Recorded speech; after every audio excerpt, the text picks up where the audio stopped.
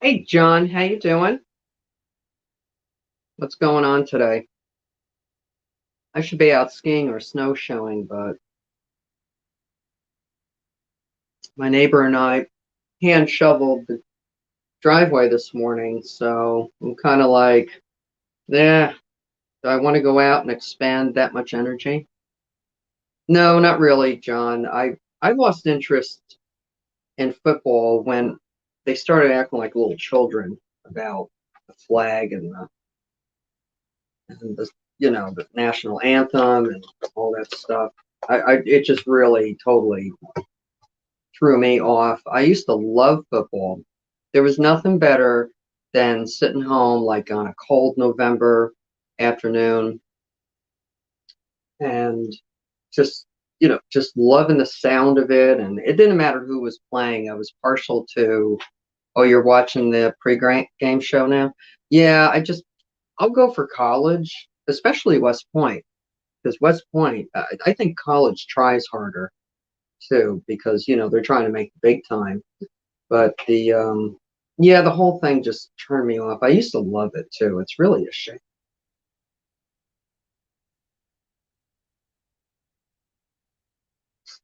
I'm just looking it up to see what's going on. Okay, so it's the Rams and the Bengals. I didn't even know who was playing because I've lost track of it. I love going to Army football games, but if they ever stop this nonsense with showing your papers at the door, I'll go again. Actually, last season, I don't think they did. Hmm. Hey, Luke. Long time no see. How have you been? Oh, the squirrel was good. It wasn't enough. I had to supplement it with some sausage because I always cook it with the back on because I'm used to doing that with gray squirrel. There's a little bit more on the back, but the squirrel back can be pretty gamey sometimes. And this red squirrel's back was very gamey, which is not the end of the world, but there wasn't anything on it. You could chew some of the grizzle off the bones and stuff like that. There's still a lot of good nutrition in that, but I just yeah, I ended up with just the shoulders and the legs and the thigh and well, not shoulders, they're all thighs on an animal because they don't have arms. But yeah, it was good. I just fried it in the lamb fat because I believe it or not, I never had a red squirrel before. I always had gray squirrel or black, and that was my very first red squirrel. And let me tell you something, I wasn't kidding when I said, how do you shoot a red squirrel as fast as you can? Because I can't. Ooh, boy. I mean, that clip of me shooting twice. Um, hey, Heath, how are you? That clip of me from yesterday morning's video of me shooting twice was because he fell out of the tree, but he landed on some vines, and there's usually death throws, and I wasn't certain because he was so fast. I mean, I was aiming for his nose when he was on the tree, but those things, I mean, any squirrel is fast, but these suckers, whew, I was like, do I want to shoot any more? Because, hey, Craig, how are you? Hmm. Oh, thank you, Craig. This is a gift. This was a gift at Thanksgiving from some friends. I took care of their dogs and watched their house when they went to Canada. And she took a picture of this up in Canada, and she said, this would look great on you. And I said, I agree.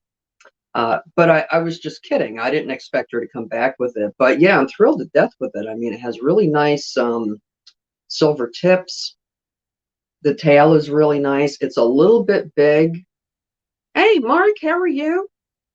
And so I've been saying for the longest time I have to like do like an invisible stitch up in the lining so that it fits a little tighter.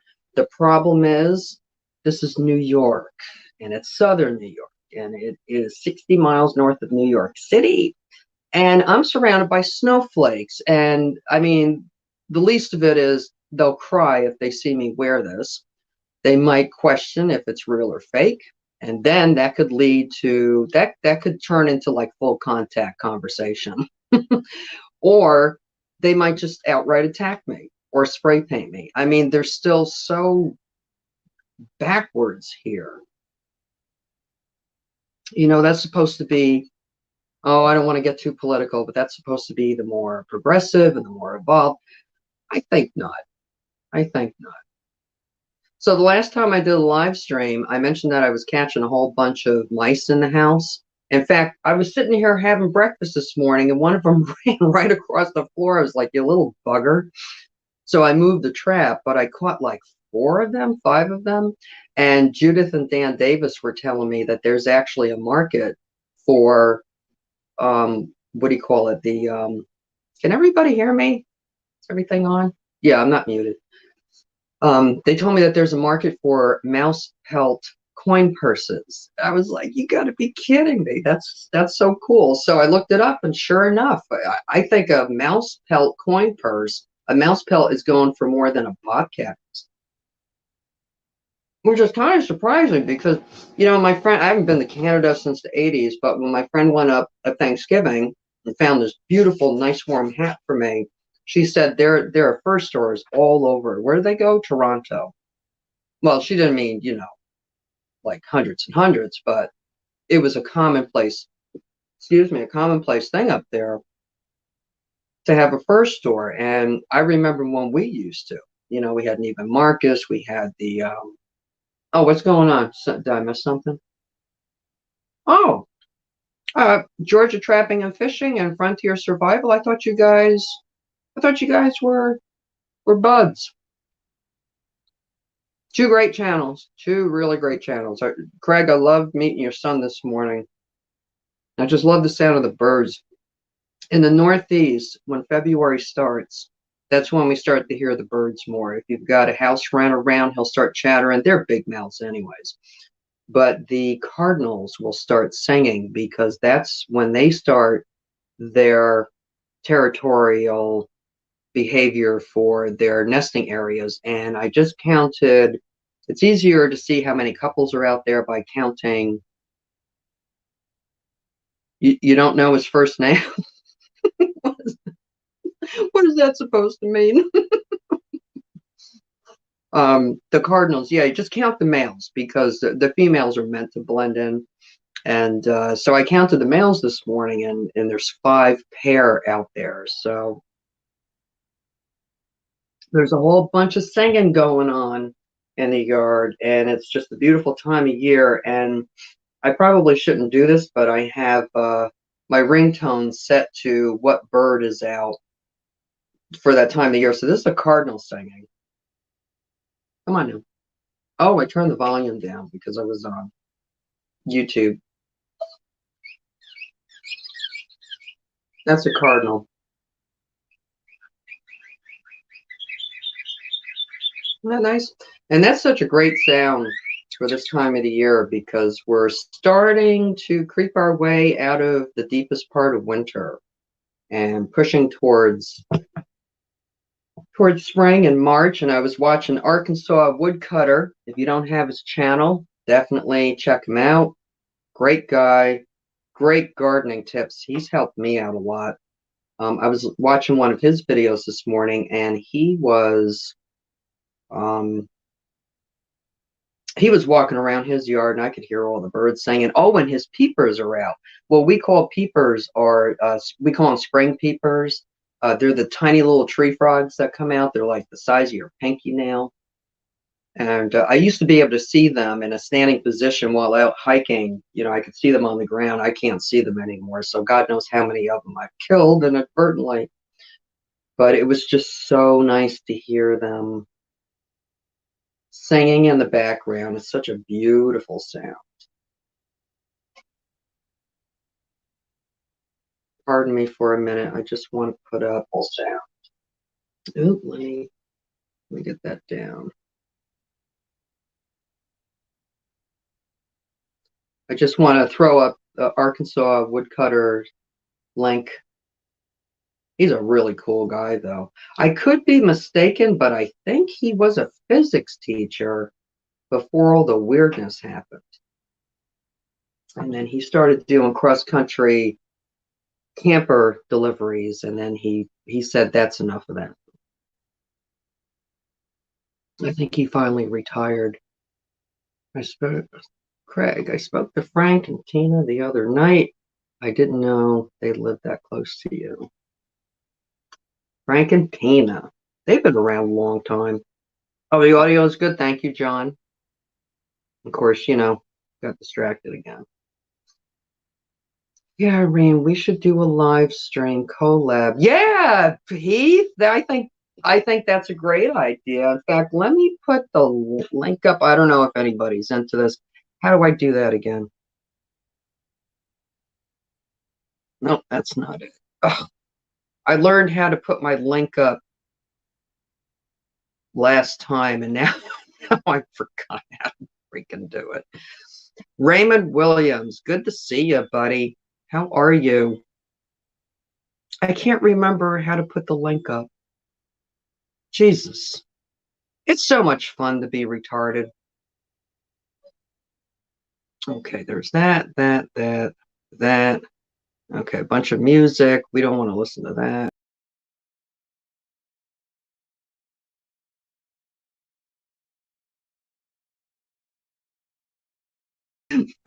Sorry, guys. Told you I'm retarded. Good to hear that, Raymond. Good to hear that. Man, there's nothing worse than feeling bad. I had about 8 years of what I guess I could describe as a health crisis that I dug my way out of. It was terrible. I mean, every day I was like, please let me find the answer. Thank you, Mark. Mark, this was a gift from some good friends whose house and dogs I took care of at Thanksgiving time when they went up to Canada. And they just walked into a store and bought it. And I wish we had that here.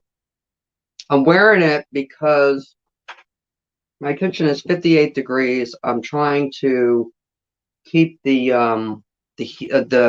oil bill as low as I can. And when I'm in the kitchen doesn't have anything under it. It's just a, what do you call that? It's just a slab. So Big Matt's here. Where are you, Matt? There you go. Outdoors with Big Matt. All right. Good to see you. How are you? I can't remember how to, if anybody can advise me, I can't remember how to put the link up. Oh, there it is. I found it. Copy to clipboard. All right, now I can leave that window. There it is right there. If anybody is interested, it would give me a good practice because I've put the link up before, but I never had anybody actually click on it. So if you'd like to do that, you're more than welcome.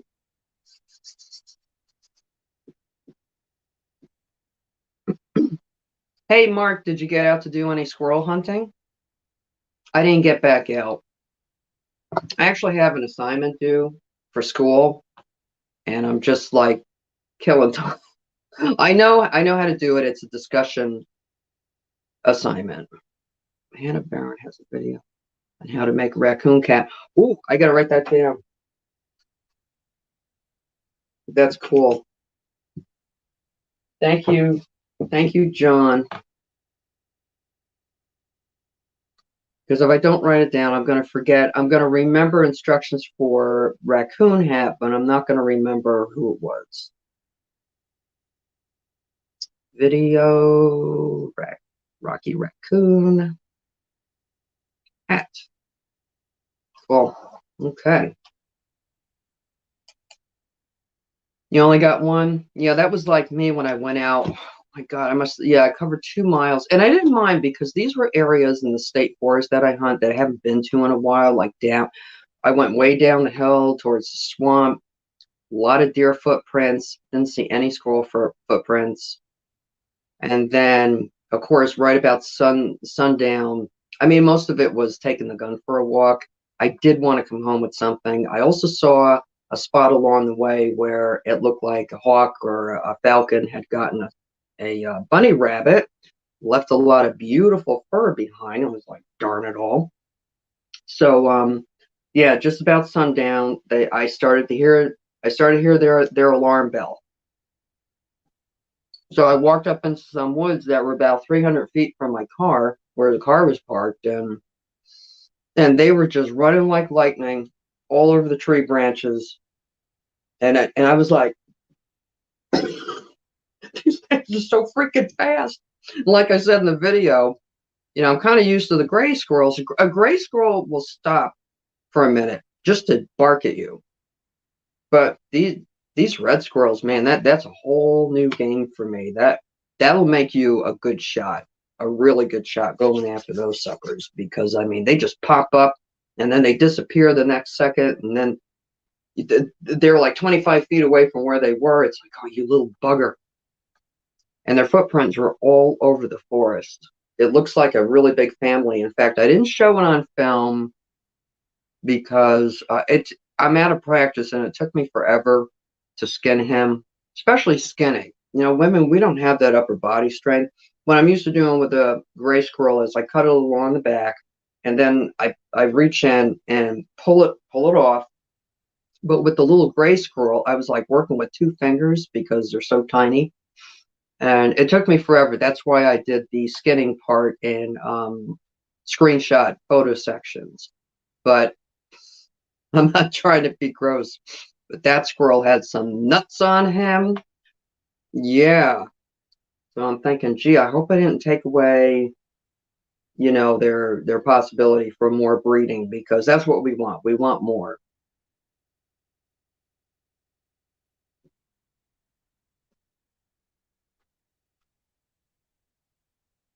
I'm just putting the link up again. You should try chorizo sausage and squirrel gravy. That sounds amazing, John. John, do you have a video on that? You probably do, and I missed it somewhere.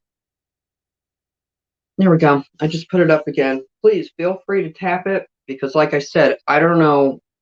I'm not sure how to bring you in, but I'm sure once you do, I'll get some prompts. But computers aren't like they used to do.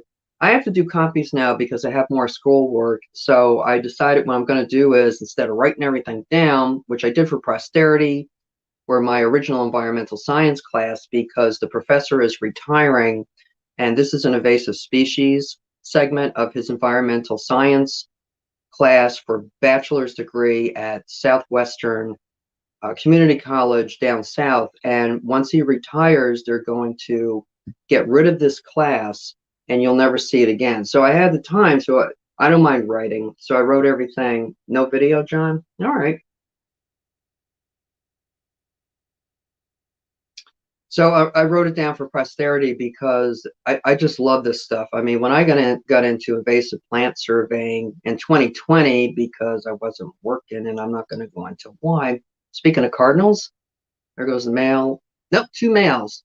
See, they're vying for territory right now. They're out there.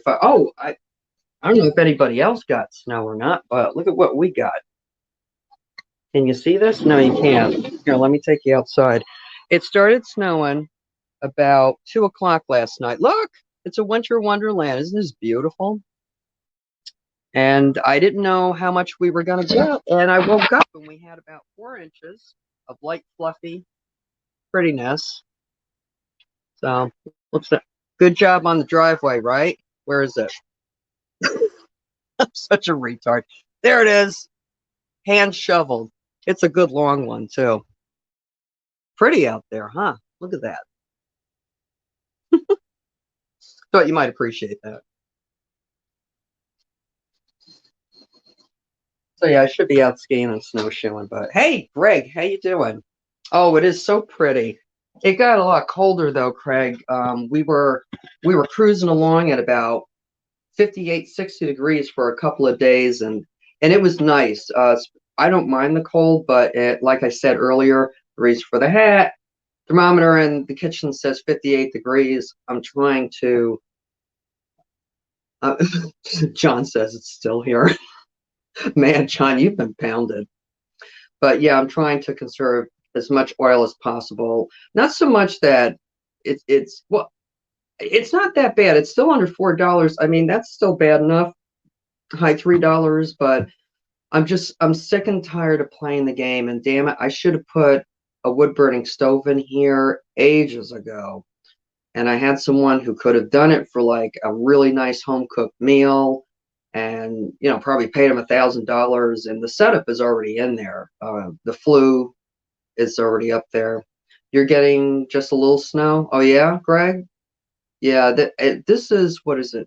Almost 3 o'clock. Yeah, the radar was correct. NOAA. They what is it? Weather.gov.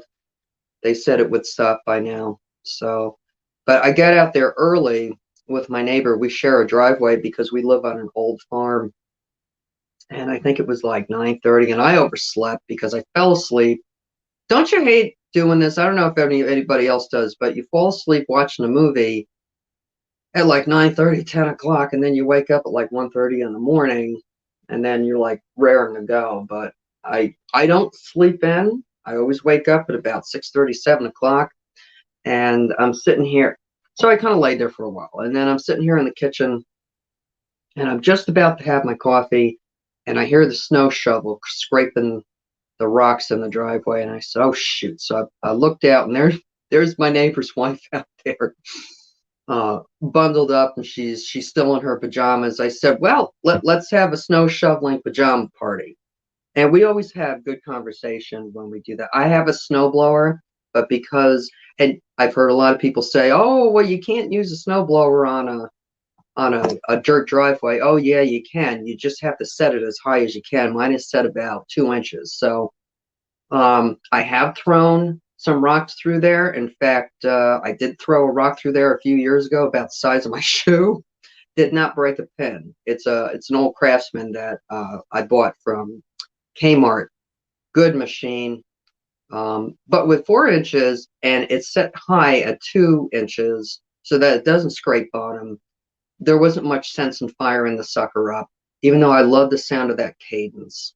That when it's running nice and clean. And so when it's like that, we get out there and we just knock it out ourselves. It's pretty easy. Oh yeah, John.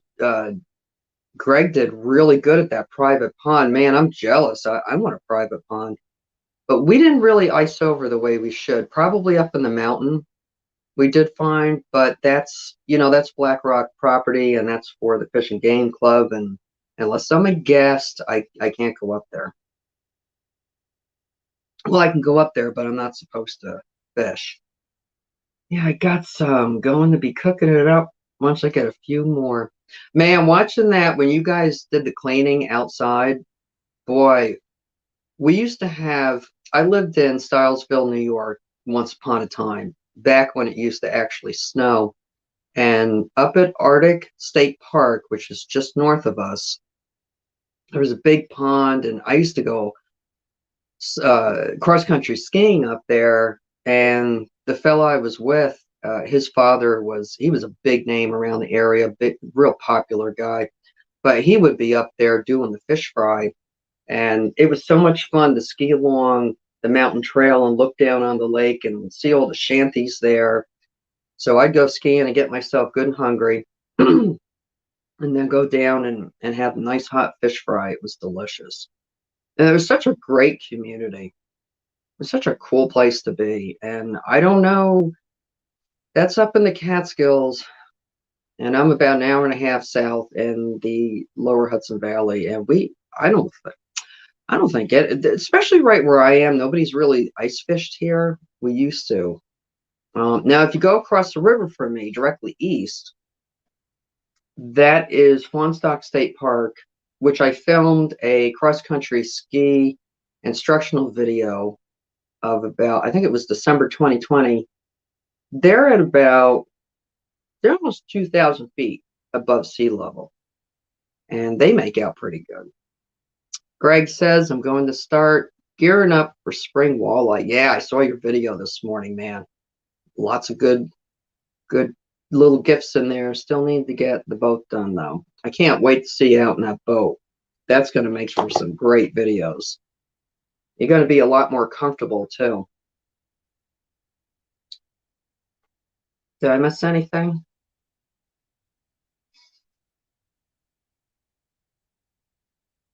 Yes, John, I totally agree with you. You should definitely make a video of your squirrel gravy and chorizo sausage. That'll go into the save list, that's for sure. You know, I was just looking at my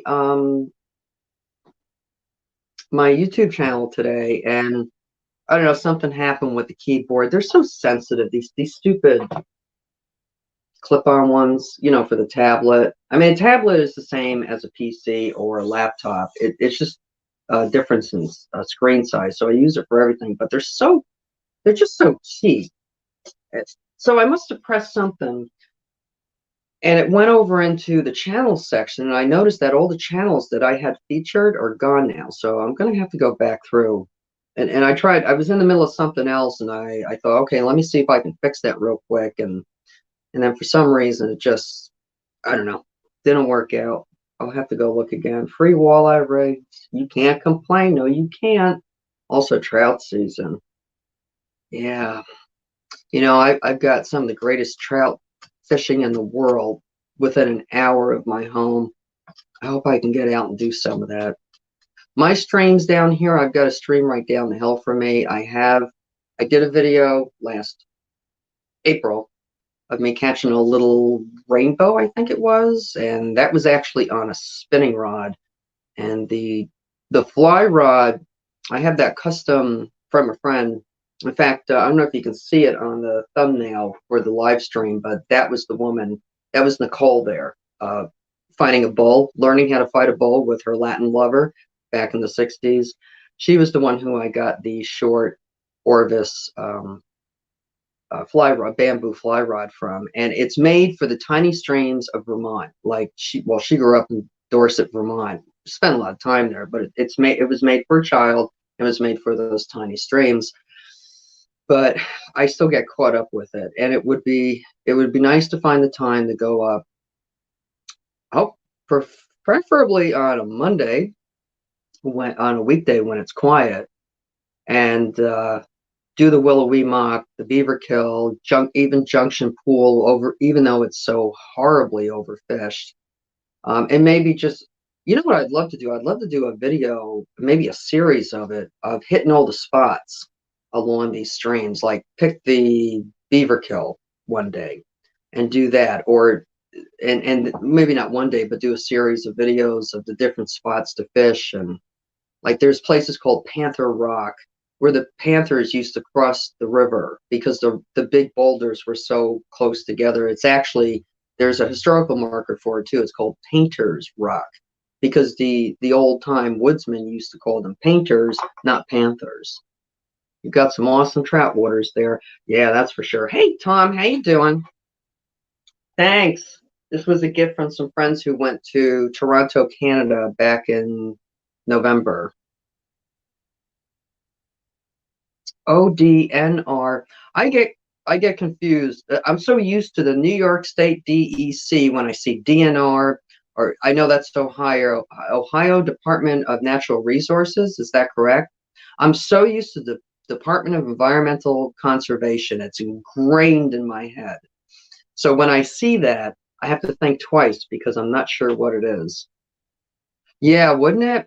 Well, that's why I'm working on. Oh, let me see what. Can I bring that up? No, I'm not going to put. Okay, there you go. ODNR finished the winter trout stocking program. Oh, a few weeks ago, over 6,000 pounds released in selected lakes. Nice. That's nice. How many fish is that? Oh, I don't feel like looking it up because it'll take me away from talking to you folks. Yeah, so I would absolutely love to do that, but that's why I'm working on a career change because what I'm doing now, the research and all that, it requires a lot of writing and it requires a lot of stuff out in the field because there's still an awful lot of information that you can only find like sequestered in little libraries all around. Like they all have their own little local history, and sometimes when you're doing genealogy or property lines or like property disputes, real estate disputes and stuff like that, it's nice to get in and find out what exactly was going on because you're not going to find that by talking to Albany. Oh, PADCNR. Jeez, it just gets more and more. I thought NYSDEC was bad enough. Actually, they are bad enough.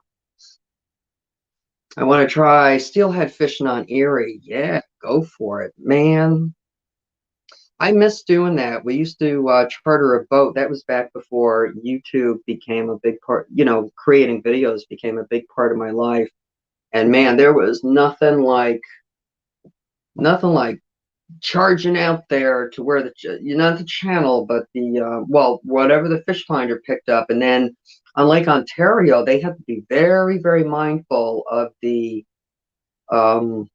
currents because you're pretty much your best bet is it depends on whether okay. The Salmon River is right there, not far from is it Mexico Bay near Pulaski, where what the heck's the name of the place? Selkirk Shores. And the Salmon River spills out right there. So they're all heading for that. So the fishermen have to be excellent.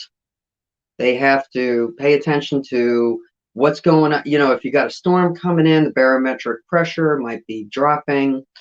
It's going to change the currents. It might slow the fish down. It might speed them up. It's fascinating, absolutely fascinating. And there's nothing like that feeling of getting one of those big ones on there. And he'll set you up. He sets up everything. He'll even hook it for you, and then you reel it in because you're paying the guy good money, and it's worth every penny. But you want to get that fish on the boat. And I got a picture somewhere of me with one of those big guys, and yeah, it's a blast. The last time we went out, I think it was 2018, and because of what I just explained about the currents and the location of the Salmon River right there, the fish were like held up a little bit. And then all the fishing boats were out there. There must have been 10 of them. There's plenty for everybody. They were all the guys. You could hear our captain talking to all the other boat captains saying, it's still my reader's still showing a bunch of fish under us, but nobody's catching everything, and they're kind of like drifting a little bit, and then they're coming back. So then all of a sudden, everybody all in agreement said, "Okay, let's like charge the river," and we did, and that's when everything started to happen. I mean, we were we were so busy. It was like we had a pole in each hand, and it was just loaded with fish. It was a great time. And the fella I was with, he caught a cohos, and you could see that sucker jumping like 10 feet out of the air trying to get off the line. Let's see, what am I missing? And unfortunately, it spit the line out. I heard they're trying to merge with GE. Yeah, PA Fish and Game Commission. I still laugh about Pennsylvania Power and Electric. That was my brother's joke when my mom first moved to Hawley, Pennsylvania. Still had a run of the rivers now, John said. You definitely will like fishing for lake trout. And I haven't been on the Ashokan Reservoir in a long time. Ages ago, I used to go with someone, and he had a boat. He had a permit to have a boat there. You can't have motorized because it's part of New York City reservoir system. He had a boat change up there on the shore, and we went out. And man, I mean, just massive, massive landlocked trout. That's what I heard that they are running. I still have to find out where to go. Sucker run is starting too. Oh, is it, Tom? I haven't paid attention to what's going on in the Hudson River. I know striper season is coming up the end of March, April. I hear, I never did any research on it, but I hear that the stripers run in one gigantic school, one huge school. And it's the same school that you see. So, I mean, if I were to go down to the Hudson River here in my town and catch a striper, and then I went down to the Jersey Shore around LBI, Atlantic City, and caught another one, they both came from the same exact school. That's a big school, real big one. Yeah, the creeks and tributary off Lake Erie. I'm trying to find a picture of that to show you, but probably by the time I do, everybody will have gotten bored and left. Don't you love it? So what does everybody think of Canada? Yeah, come on, Canada. Show the world how it's done. I just hope it doesn't become corrupted, and I think there's some people getting involved who may be a problem. But that happens with anything. You know.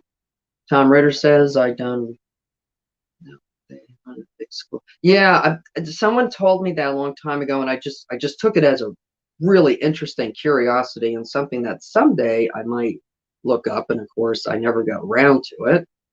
I'm not going to look it up now, but yeah, that would be kind of cool though. I mean, because that's a school that would be hundreds and hundreds of miles long. I don't think he was making it up. This guy was pretty good, about the things that his stuff was vetted for the most part. He actually put the work into finding out about this stuff. So it's very, very possible that he was right about that. But that's fascinating when you think about it. Got to take off. Take care, Irene. Everybody in the chat. You got it, Mark. Thank you so much for stopping in. And take care. Yeah, really huge miles. Yeah. Okay, so you're familiar with that. You kind of know. Sounds familiar to you? Now, only if you're a trucker would put their foot down and grow some balls. Greg, who predicted this? When was it? I think it was last year, maybe around November, October. Who projected this? It was you, Greg. He didn't say that Canada was going to get together and do this, but what I remember distinctly what you said about how truckers could shut everything down just like that.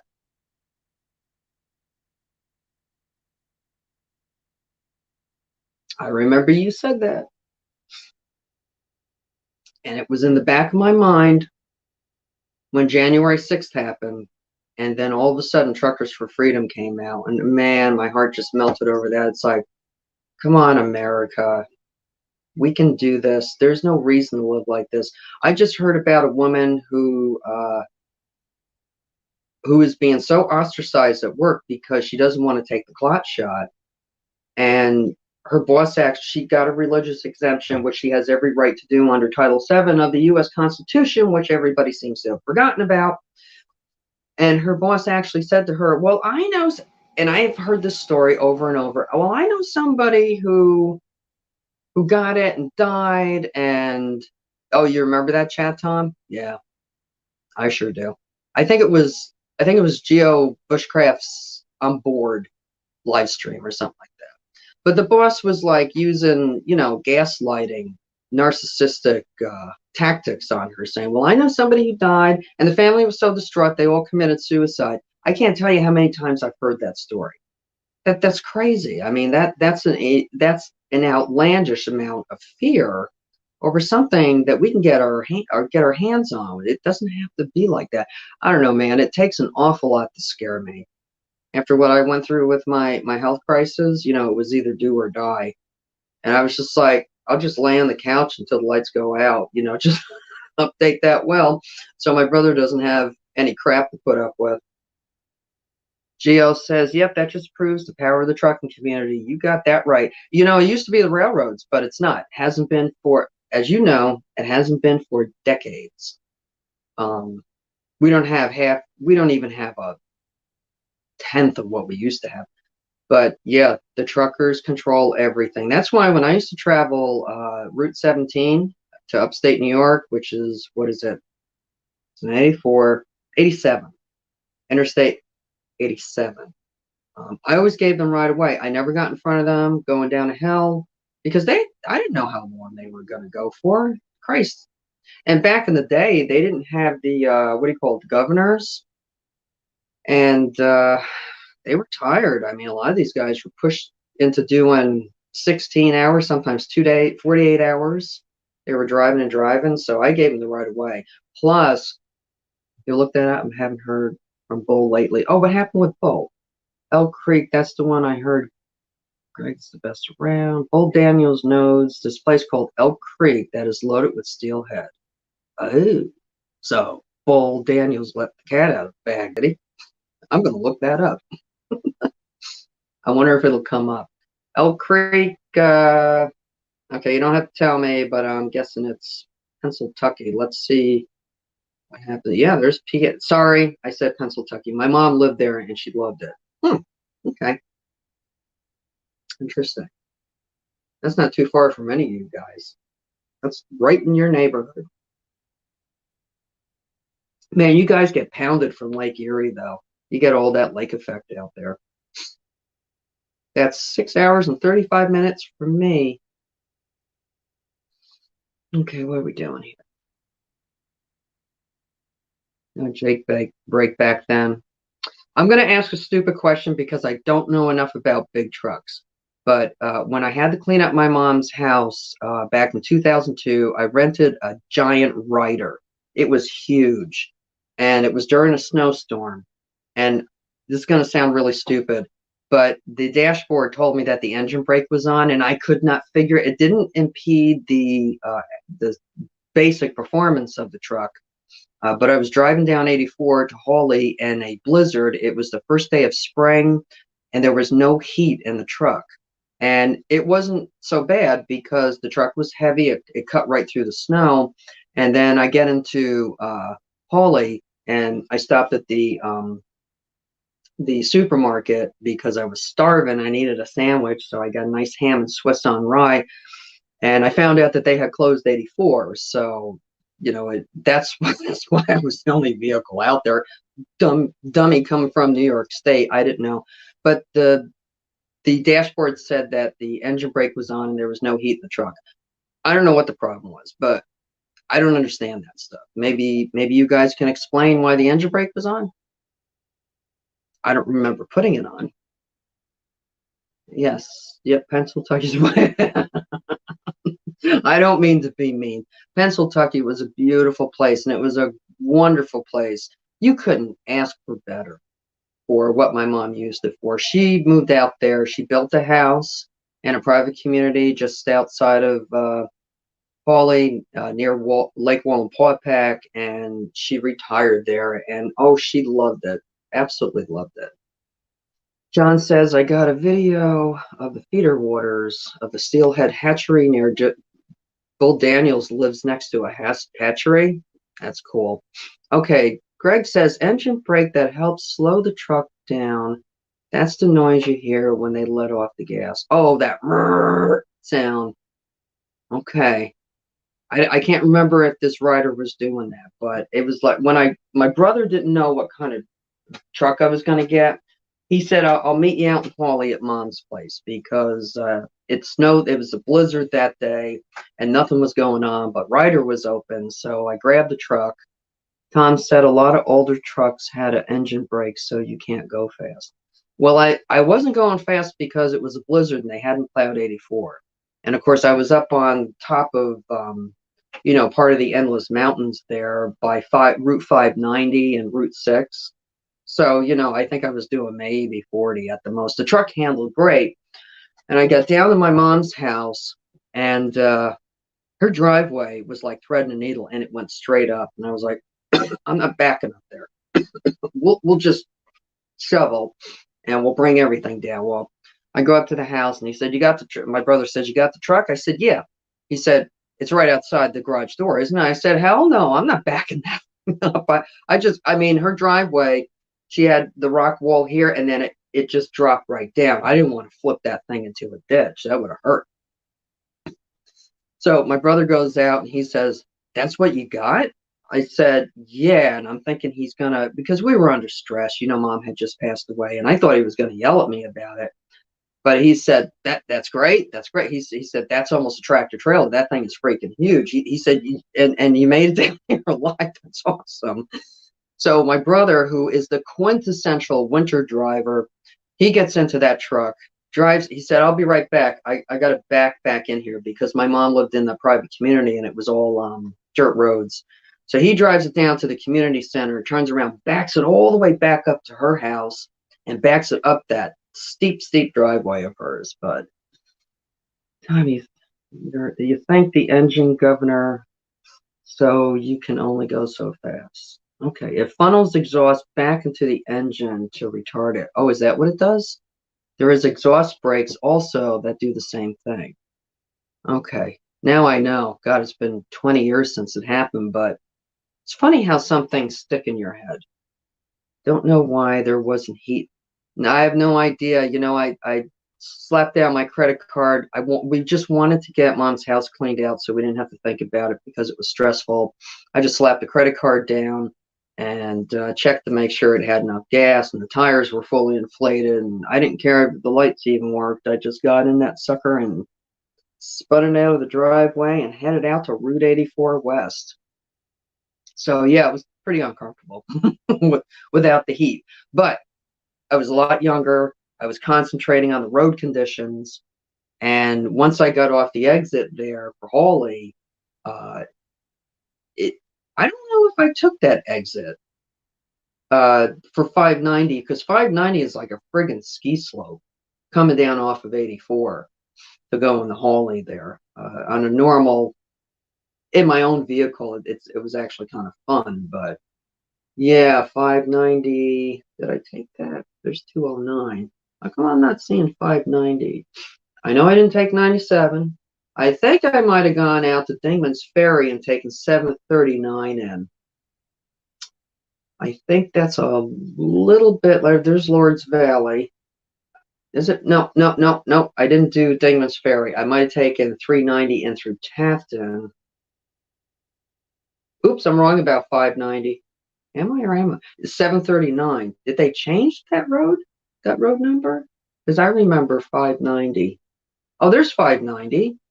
It's on the other side of Hawley. It's on the northeastern side of it, up on the other side of Lake Wallenpaupack. Yeah, I used to get off of at Lord's Valley to go in. Yep, that will go right into Hawley. Yeah. I mean, under normal circumstances, that's just as you come at it. State Game Lands number 180. It's interesting how you guys do that. I used to love driving through there because you saw all the little hunter shacks in there. They all look so cozy, probably full of mice, but that's okay. You can take care of that. Yeah, I think I rerouted my route. 739 out of Lord's Valley, right? But I think that day in the snowstorm, where's that town there? 402. It's near Blooming Grove. It's between Lord's Valley and Blooming Grove. I can't remember, but what I tried to, or it could have been Tafton 390, but I was trying to avoid going down that steep hill because I didn't want that truck sliding into the ditch. What does Greg say? Boxy and I were going to go ice fishing today, but I was up half the night again, so we are trying next Friday. Oh man, Greg, I'm so sorry. Did the vitamin K2 help you at all? Because that should be easing everything. And if you get enough magnesium, you should do well too. Captain will go into Holly. Yeah, I think that's the way I took the writer. Like I said, I didn't want to roll that sucker over or go sliding off the road. Whoops.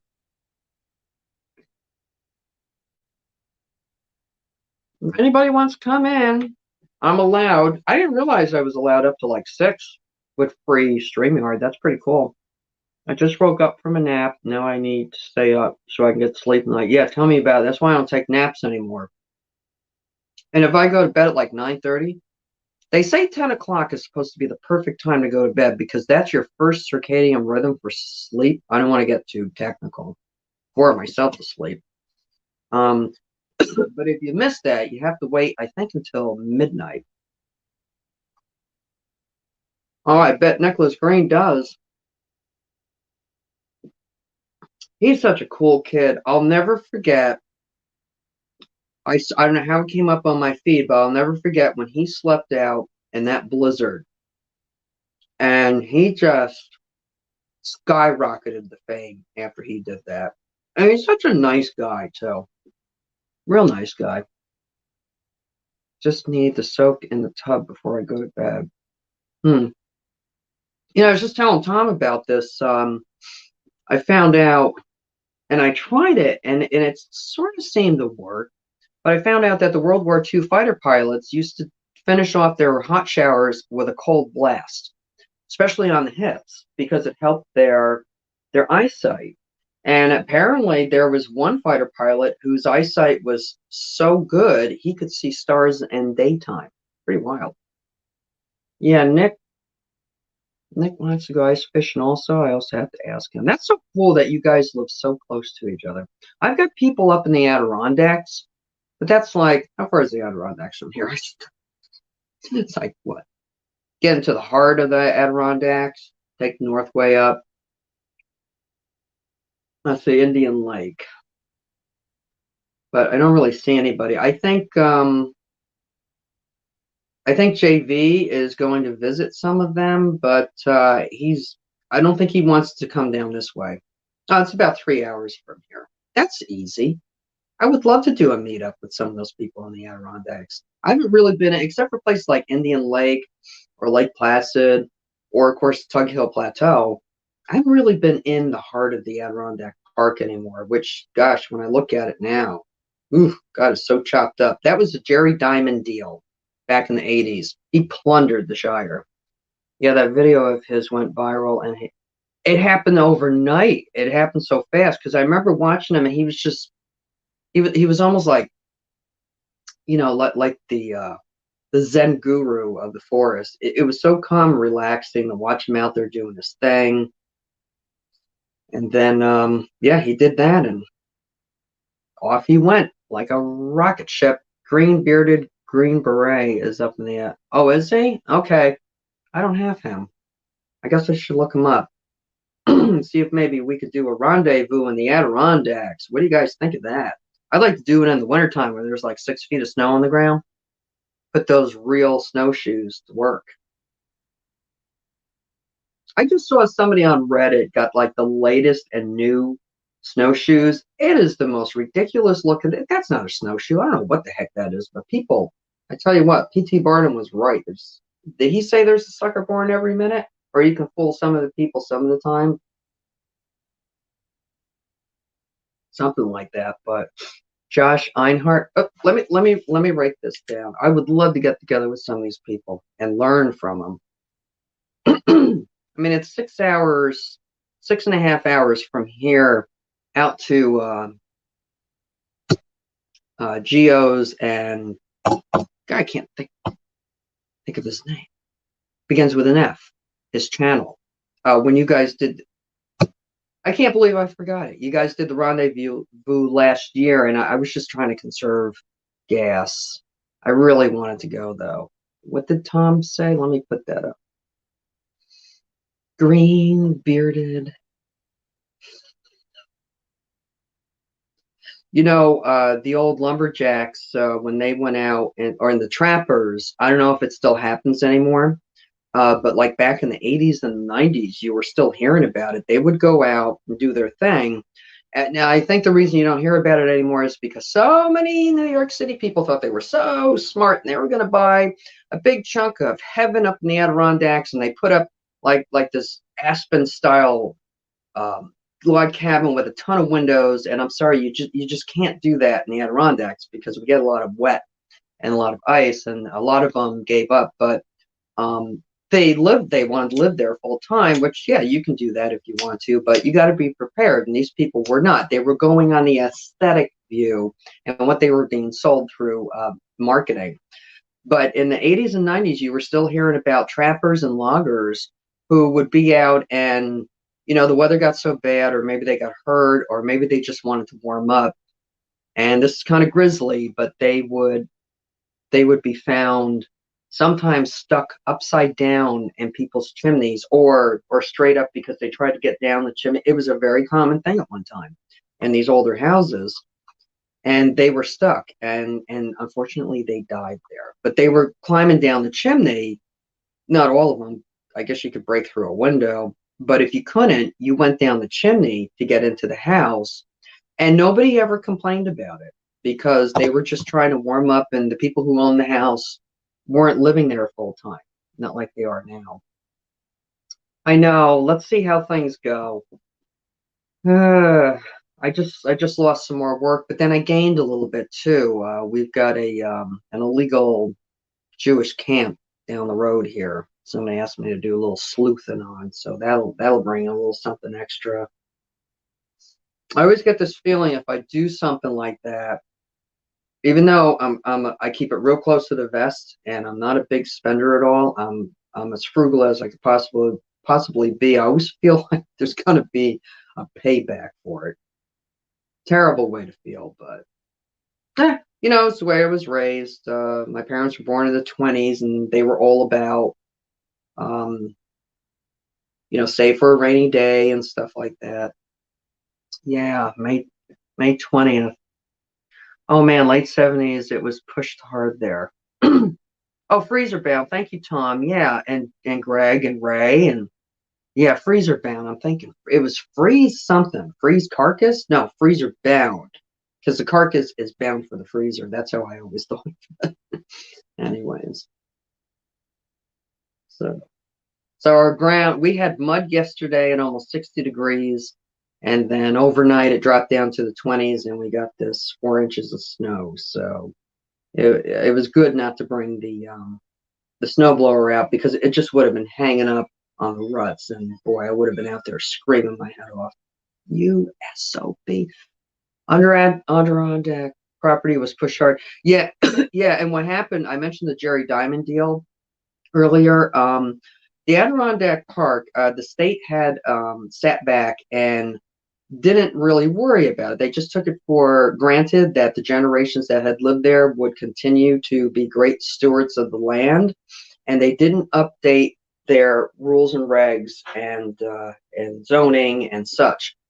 So, in the early 1980s, a man named Jerry Diamond from New York City found out about this, and he said, "Oh, there's an opportunity here." So he went up there and he cut that place, that red tape up like he shredded it like ribbon. And he was the first huge real estate developer in the Adirondacks, and he's the one who opened the floodgates. Well, since then, the state realized what was happening, and they got smart to it, but it was too late. It was already too late. I don't know if you guys can see that. I finally found the picture. That's me out on Lake Ontario with a big SHIT grin. Should eat and grin. That was my fishy, one of them. That was the one. That was the trip where all the captains were hanging out because the current was changing, and they weren't sure whether or not they should go into closer to the Salmon River. And we must have sat out there. I don't know, maybe. When did we go? I think we went at 2 o'clock our appointment was 2 o'clock in the afternoon, and we waited out there for hours, hours and hours. And then finally, all the pilots decided that they would go. And boy, that was fun. That was so much because we just sat there for so long and all of a sudden the action happened. Oh my God, yeah. So what you do with that, Craig, is in Pulaski, um, the ship captain will take care of everything. You pay him for everything. And he will take that fish over to the smokehouse in Pulaski. I can't remember the name of it. And then you pick what you want. I think there's hickory smoke, teriyaki, maybe something else. And it's all included in your charter price. And they'll smoke the fish for you. Now, you could wait for it. Sometimes it depends on how busy it is. That night it was super busy. So we were leaving, I think, Monday evening, and they just couldn't quite get it in time.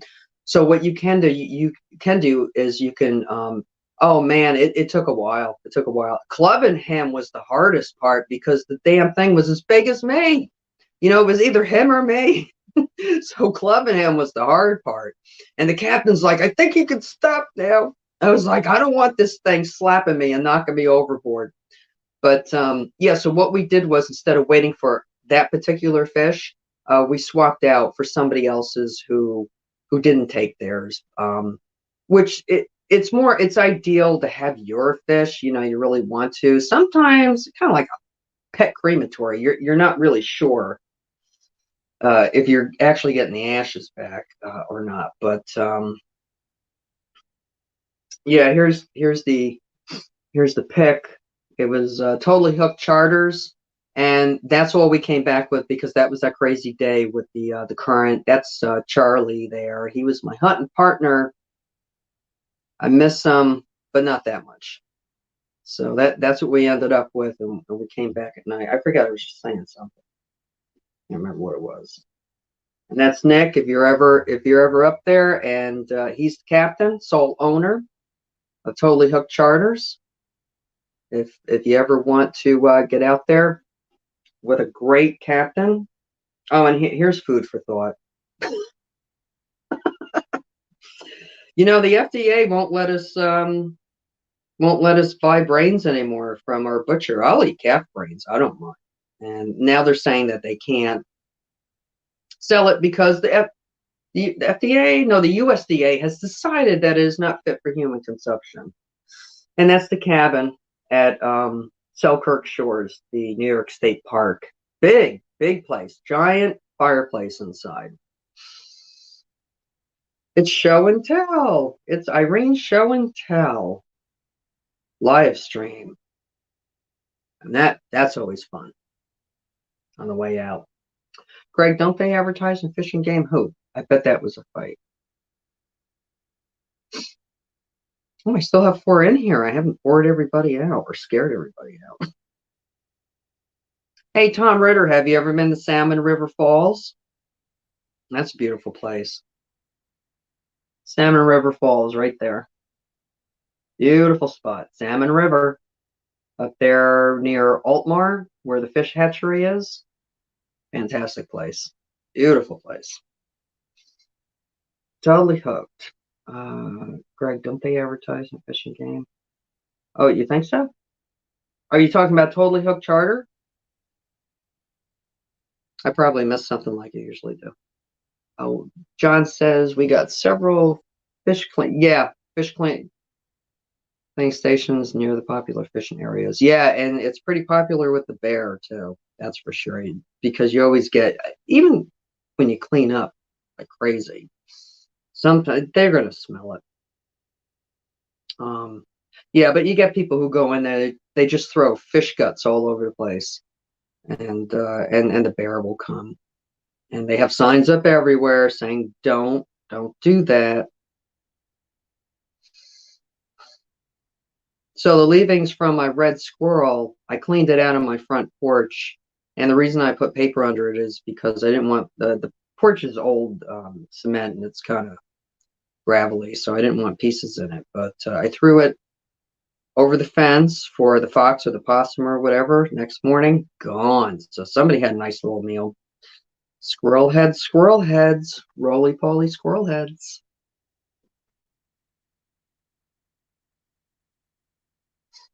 We got 4 in here. I'm going to do this again. I would love to try this out and see how it works. Maybe it's not working on your end.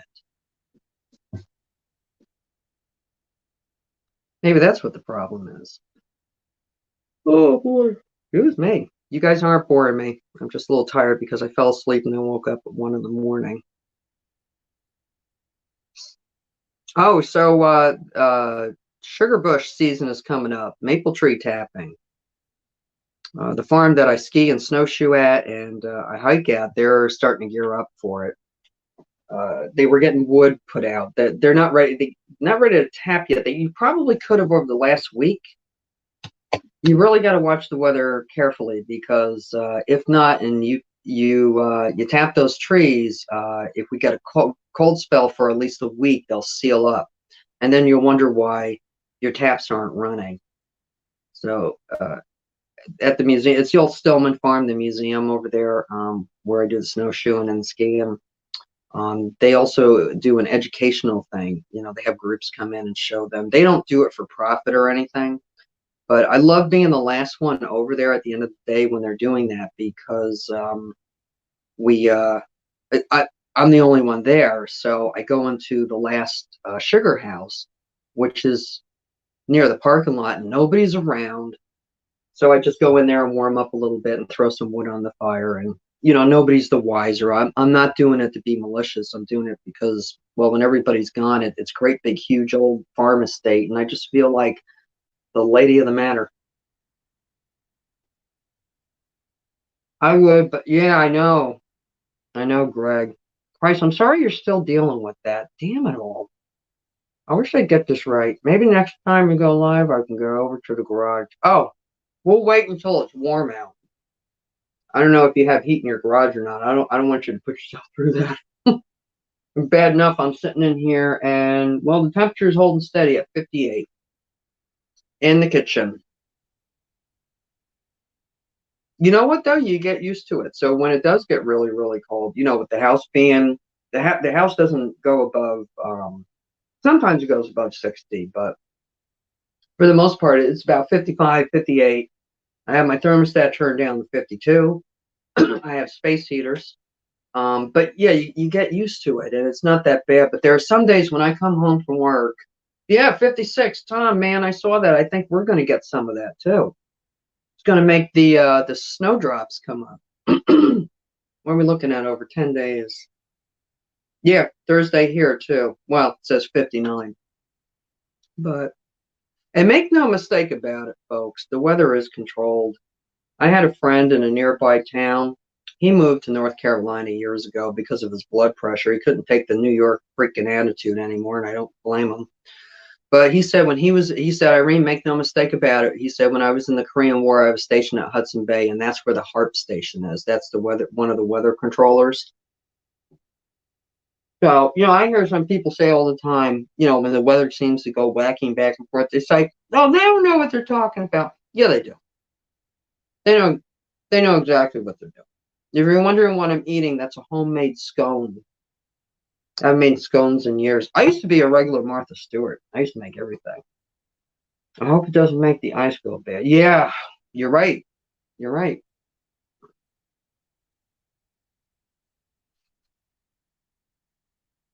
Oh, you got a heater? Oh, is that the garage that you were doing the work on the heater? You know what I just learned how to do? Replace the injector valve for my water filtration system because my neighbors and I share a water line and it comes into my house first because the well is right here. It's an old setup. I'm not worried about it. We get along well. They're good neighbors. We share a lot of stuff, even though they're like two separate properties. So I noticed now we have one tank for the iron and one for the softener. And of course, we got the brine barrel. Well, you know that feeling when you have a water softener. It's almost like a slime that you can't take off, but it's okay. It's actually a good thing. And I also noticed my hair was starting to look like straw.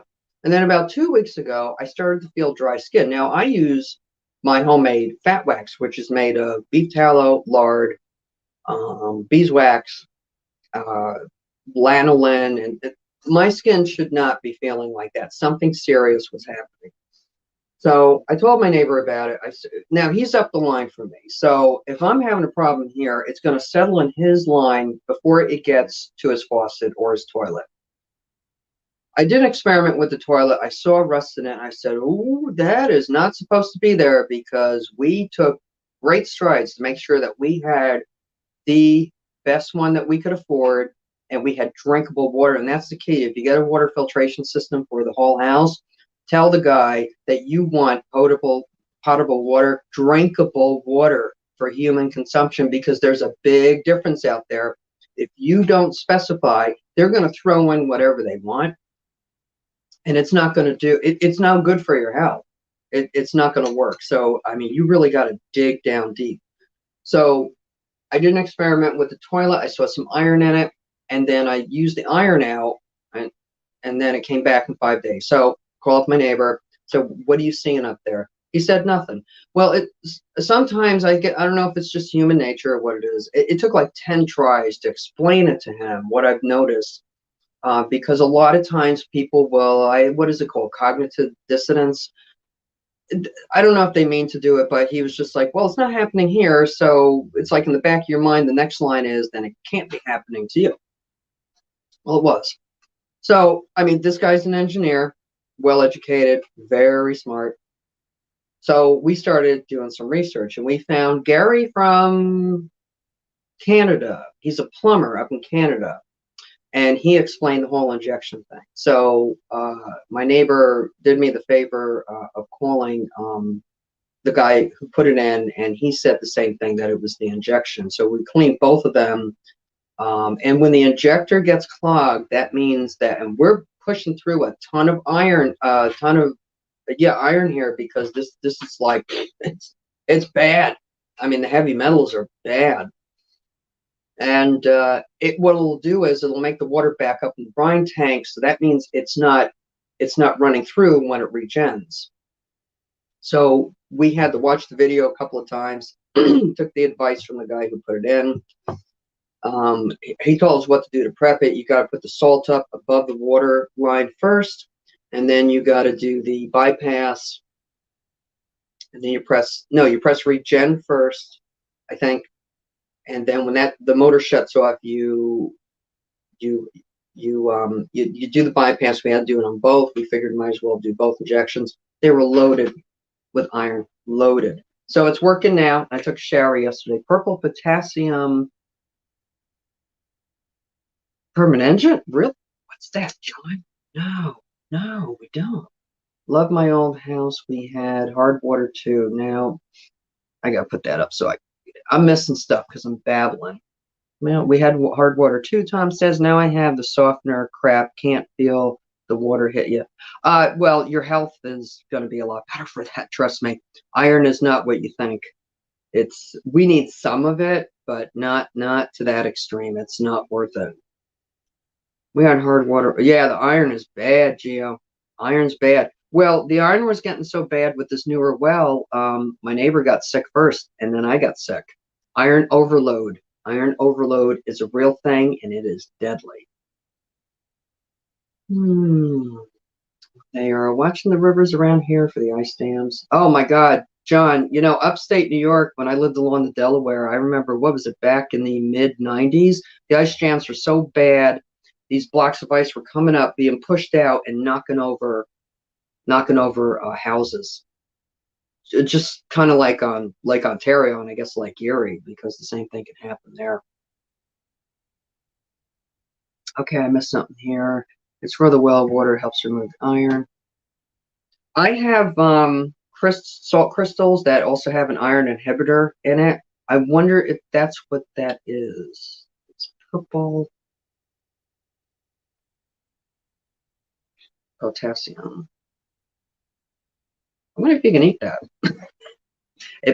Potassium's good for us, but it might mess with your stomach acid, give you a little heartburn. Permanganate.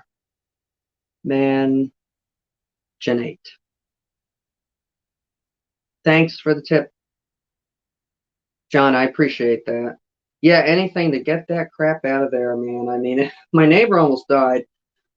he was in such bad shape because iron overload will cause urinary tract infections and all kinds of infections. And I had one. I'm like, why am I getting this? I didn't put two and two together, but eventually we did, and we're doing good now. So after cleaning out those injectors, we're good. Yeah, iron bacteria is very, very bad for you. And I was looking at the back of your toilet tank, John, when in your video when you were replacing the flapper. Um, that looks like iron buildup, but nothing like what I had. I know you're municipal. The thing about municipal is, and I found this out in my water research before we put the system in. Just because you live in town doesn't mean you're safe from all the crud in the water. Yeah, yes, they do put a disinfectant in there because they got to kill bacteria. But the chlorine and the fluoride, very, very bad for you. Fluoride is an offshoot of the Manhattan Project. We don't need it. And so is Teflon. And in order to get that stuff out, because you can still have hard water on town water. And in order to make it work right, to make it really healthy, what you need is the reverse osmosis, which is extremely expensive. You could probably put one together yourself, but don't go with Culligan. I guess Culligan will never ask me. Maybe it's not, Tom, but I'm willing to bet that you can connect that to a lot of your aches and pains and your stiffness. There it is, John. I found it. Very simple. Potassium permanganate is an oxidizing agent with disinfectant, deodorizing, and astringent properties. Great. I wonder if that's what they use in the public water systems. The chemical formula is KMNO4. It is sometimes called by its common name, Condy's crystals. I've heard of that before. Thanks, John, man. You're a wealth of information today.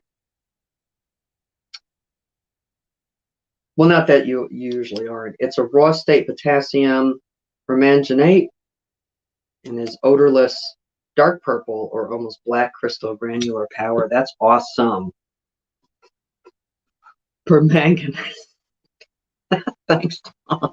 Let me put that up as a reminder. I don't know. Yeah.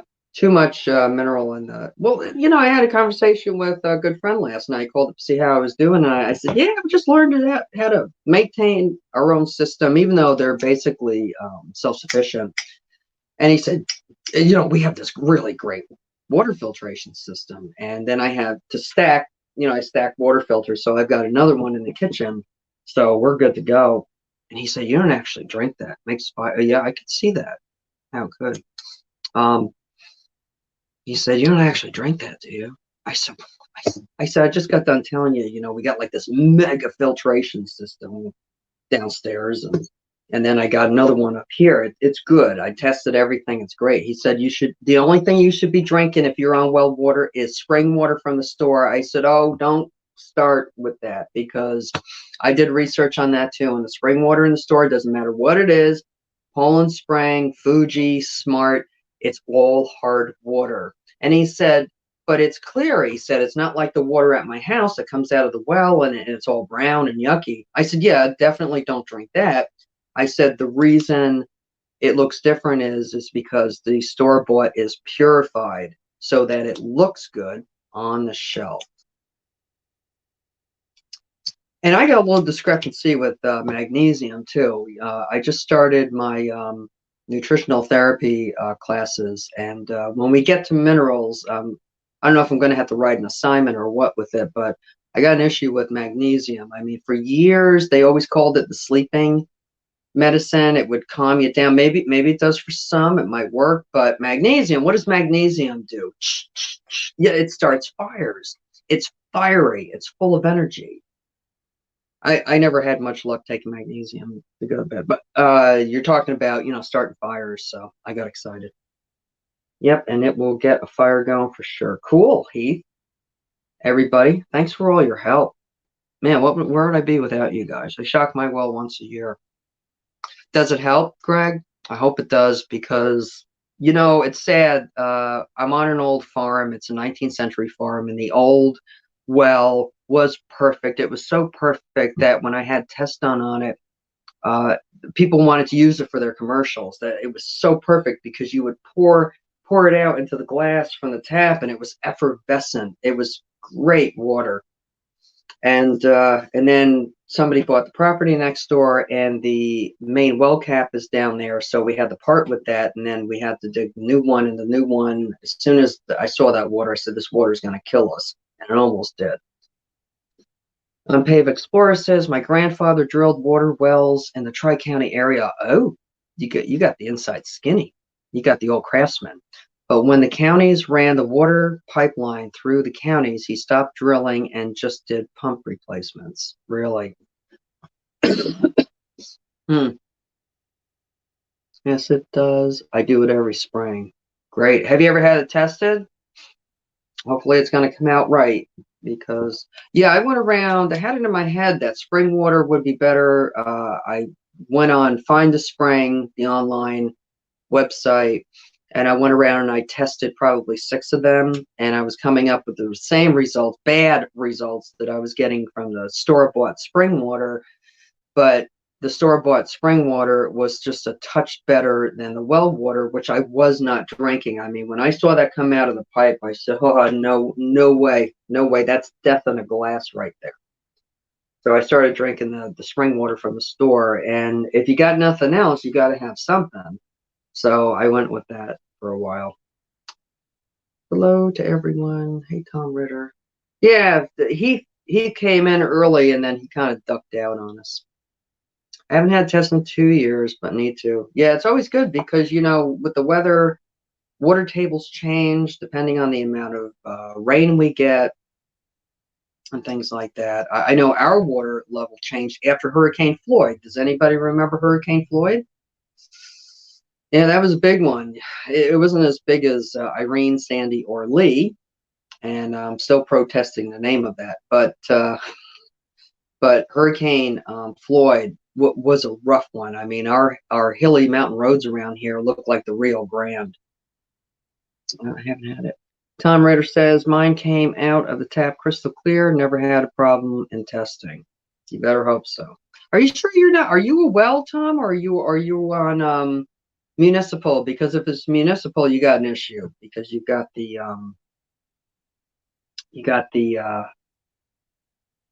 See, I'm trying to do 2 things at once. Multitasking is a myth. I'm telling you. You got the chloride and the fluoride, chlorine and the fluoride. Bad, bad, bad, bad stuff. Not good for you at all. Oh, no, it wasn't. Hurricane Floyd was 1987. How could that be? Oh, 1999. Yeah, Hurricane Floyd. It was a big one. It was a very powerful Cape Verde hurricane which struck the Bahamas and the east coast of the United States like a sucker punch. No, Wikipedia doesn't say that. You have municipal? I'd be very wary of that. Very wary. Not unless where you live, they have some kind of system that's keeping you safe. But bad water is the foundation to bad health. That's for sure. It is very, very hard to find really good water. I mean, unless you're in an area like Keith is, where you got those old. I would love to test some of those, like up in the nooks and crannies of that area, West Virginia, Kentucky area, where all the caverns are and all the mining. Oh, did you hear that yeah, that's what it is, and that's what they're watering the so-called organic or even non-organic vegetables in the store. It's all sewer water. You're better off growing stuff on your own. I've got some stuff growing up on my windowsill right now. I've got some beets for beet tops, and I've got some romaine lettuce, and I'm just gonna let it get big and bushy, and I'm just gonna cut it as I need it. They're in great big pans on the windowsill in the bedroom, and yeah, the a friend of mine once called the bottled spring water in the store crap from the tap, and that's essentially what it is. Yeah, they may be taking it out of some springs around the area, but chances are I mean, I'm sure there's some truth to it, but I mean, well, you know how everything is. I mean, it's just a load of crap anymore. There's a spring that comes out the side of the mountain right here, feeds the pond. Get the 5-gallon jugs and run it through Sawyer. What's Sawyer, Tom? What am I missing? If it's a charcoal gravity-fed filter, is Sawyer a town? Sawyer Motors. Is Sawyer the town? I'm not sure what you mean by that. My brain is going crazy trying to figure out what it is.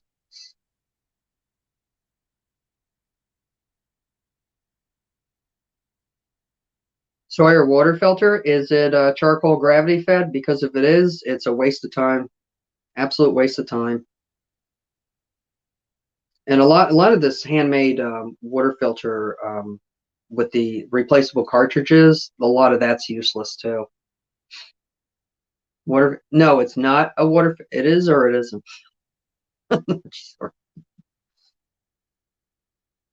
Yeah, like Pure and some of the other ones that you think it's helping. It might take out some of the smell, but it's not. Yeah, Sawyer water filter. Here it is on Amazon.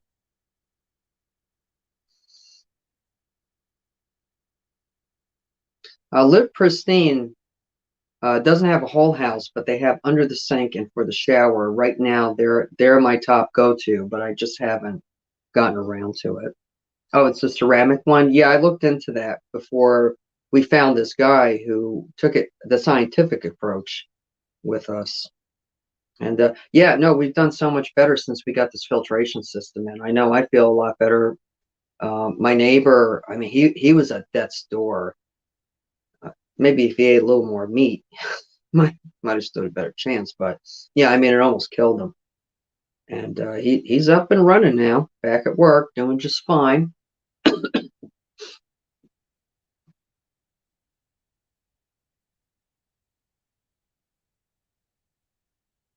I'm not going to stay on too much longer. I really appreciate everybody coming in, but I don't want to take up everybody's day. But there's the link again if anybody wants to try it out. If not for anything, I would like to test it and see how it works.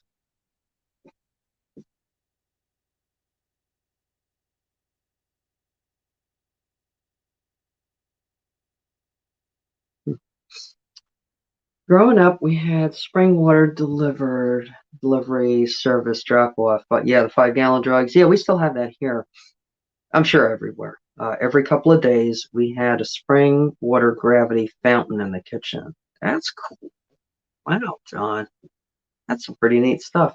Spring one's 2 feet. Oh, there's Tom. Hey, cool. Add to stream. I think I got it right. This might work. Oh, come on. You can do this. Don't tell me I went offline. I love learning new stuff. Thank you, Tom. Let's see if we can get this to happen. Am I missing anything here? There's Tom having an issue. Mute, stop cam. Remove the stream. Edit name. No, I don't need to do any of that. Okay. For some reason, it's just buffering. I'm not sure what the problem is. Shoot. Okay. We got something happening. Oh, nope. Buffering again. I'm going to disappear for a minute. I just want to check and make sure that I'm still connected to the internet.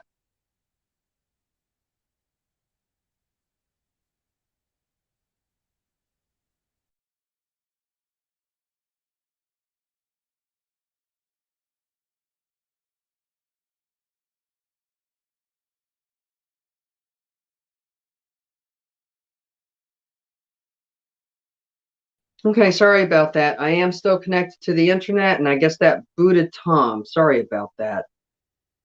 But I had to check because I created my own restrictions on my data, even though it's unlimited. But I did the restrictions so that other things will run faster and other things will sit in the background.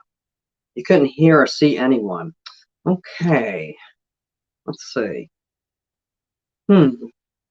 Yeah, we couldn't hear or see you either. It was a buffering circle, and then it turned to the a person avatar or whatever, just simple avatar. I'm not sure what the problem was. Let me see if I can come in on my own live stream. That'll probably really screw things up. Let's see. Oh, there you are. Okay, so I have to tap on you. Come on, you. And then add to the stream. I think that's all I have to do. Okay, I couldn't hear her saying, yeah. Okay. Yeah. Hmm. I have it set up for two people. I put up the link. Tom clicked on it. It popped up. And then, that's kind of, I have connection. I'm just trying to recalibrate this. Sometimes that helps. Even though it's Verizon and it's a stronger signal, I'm still like down in a hole. Tom, edit mic settings, echo, cancellation, mic volume. Okay, we're good there. There's Tom. Oop, now we have two Toms. I didn't mean to do that. Okay, ban from studio. Nah, I wouldn't do that to Tom. Edit name. Okay, remove solo layout, edit name, edit mic settings. Nope, we're good there. Okay, I'm not sure what the problem is. This is the free version, and it said that I could have up to 6 people under the free plan. So I don't know. I'm not sure. Okay, save that. Yeah, I'm having issues. Oh, no, we don't want to do that.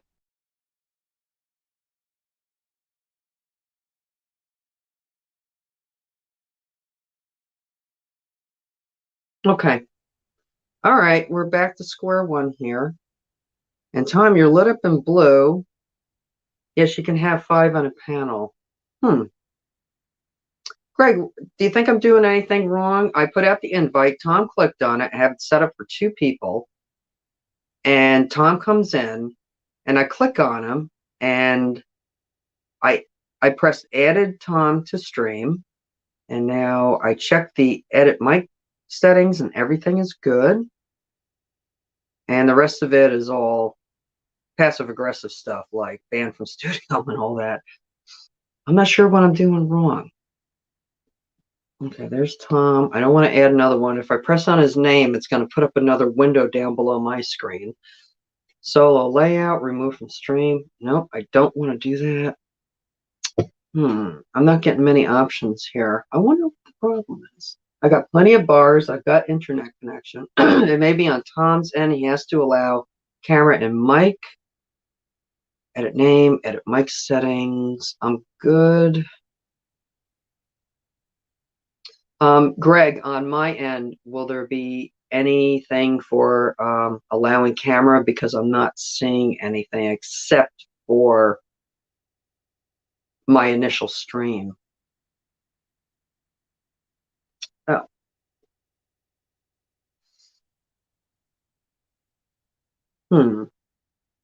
Okay.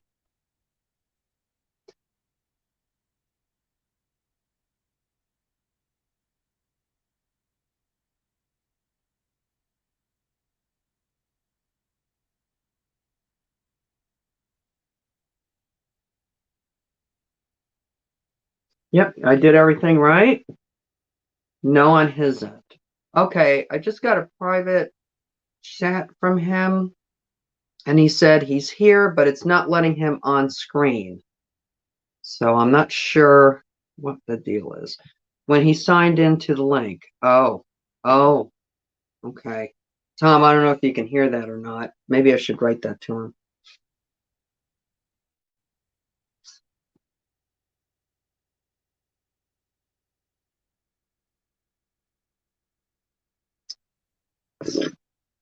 Learn how to write. I need a vacation. Thank you, Greg. You guys are lifesavers. Something went wrong when you signed into link, and I can attest to that, probably being true because I've done that myself. Oh, did I disappear? I was right. Sorry, I was doing a private chat with Tom. It won't let me. I'm having the same problem with heats. Oh, Tom. Oh, do you see what Tom had to say? He said it allowed it, and it won't let me on. I have the same problem with heats. Something's fishy. Yeah, I've not been allowed in chats for years now. Oh, so you think you're being gang stalked on social media? It happens. Sounds awfully paranoid, but damn it, it happens.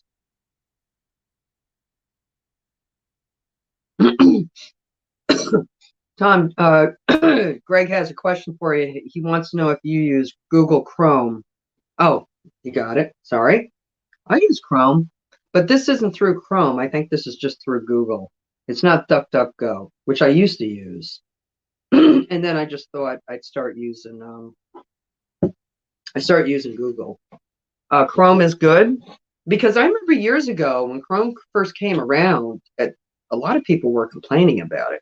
But I got Chrome because I'm going to have to handle a bunch of PDFs from school.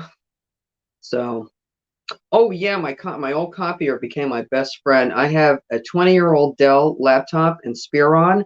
Thing's guaranteed for life, still works. The keyboard is heaven to use.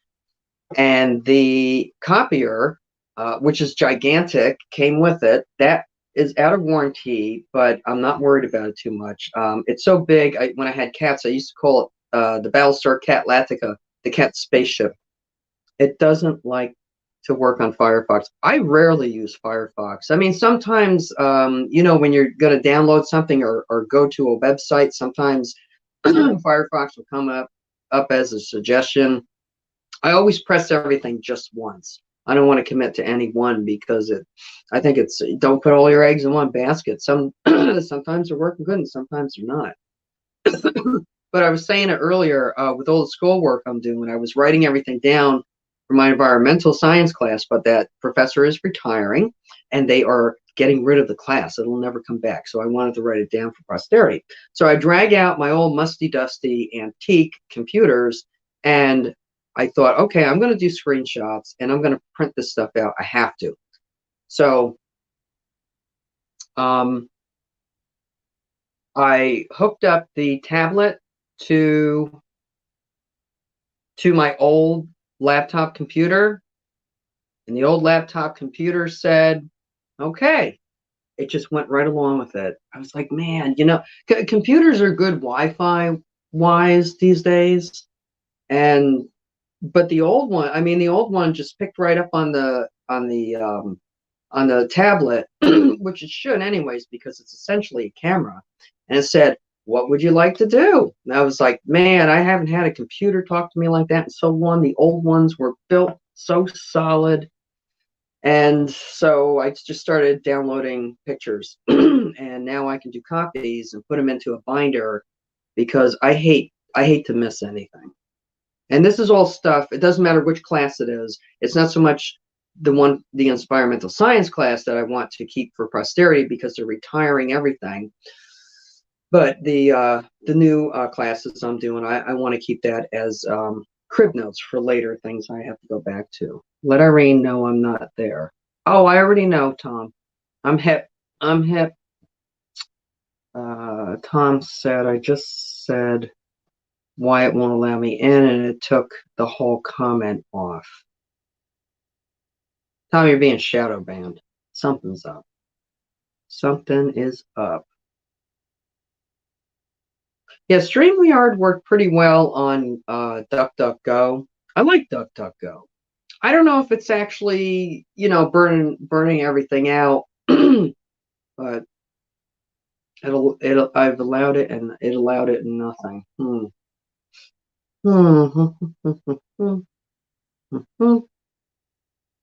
Greg, maybe if I tried a different, no, that's just the layout. You know, because you get the choice of layout for the for inviting somebody in for the multiples, and you got the single, and then you got the double. Oh, there's Tom again. Okay, okay. I just pressed on Tom. He just blipped in, and I just pressed on it. I got a drop down menu, and it says add to stream. So that's what I'm going to press. And now he's, you were buffering, and like before, and then you just disappeared, darn it all. And of course, you know, you press the having issues button and it goes absolutely nowhere. That's why you need somebody like Greg around. He's a techie. He's a bit of a nerd techer, whatever you call it. Doesn't sound right. I'm sorry. A tech nerd. Okay, we're trying it again. Okay, Tom comes in. I press on his box at the bottom, and then I press add to stream, and you're buffering. Come on, work. Let me make sure I'm still online because I did some restrictions, and I might have been kicked off. Nope, I'm good. We got 2 in here. That's weird. I never had that issue. Well, I'm happy for you, Greg, but my situation, I don't know what the heck is going on here. All right, so he's still buffering. And when I tap on his box at the bottom, the only options I'm having is either remove from stream, so the layout, which would be me.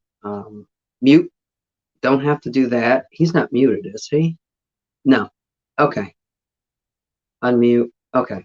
Nope, he's good. Then edit name, edit mic settings, which I pressed, and everything is good. It's the edit mic settings for Tom. It says echo cancellation, automatically adjust mic volume. That's set to go. Okay, now that's something. I don't know if you guys can see that.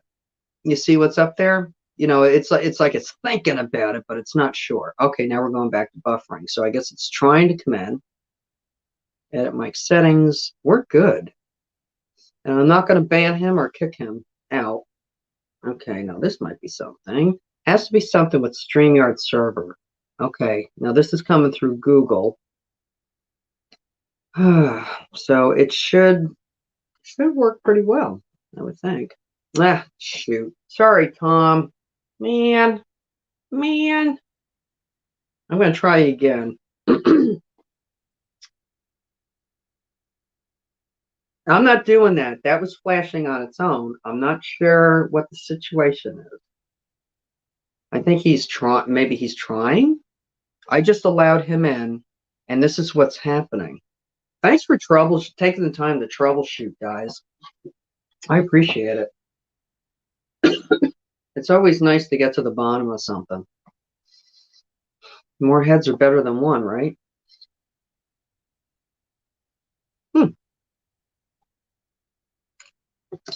Am I missing anything? Should I be paying attention to another part of the stream? Record separate audio, camera, audio, default layouts, solo guest. Guest must authenticate. Wait a minute. Could that be part of the problem? Hold on, we'll try it. Remove from stream. Yeah, I just went into settings and it looks like I got everything. Automatically share guest. Guest must authenticate. I don't really need that because I know you guys. Play a sound when a guest enters. That's not working either. I don't know why. Thank you for taking the time to do this. I appreciate it. And it's fun too. I've been itching to do a live stream. I was going to do one on Friday, but instead I made the video about my squirrel hunting that day.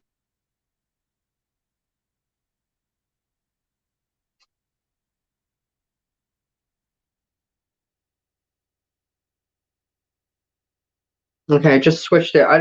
I think what you mean by that is, Greg, you're going to try to click the link to come in, and I just realized I did not have it set up to.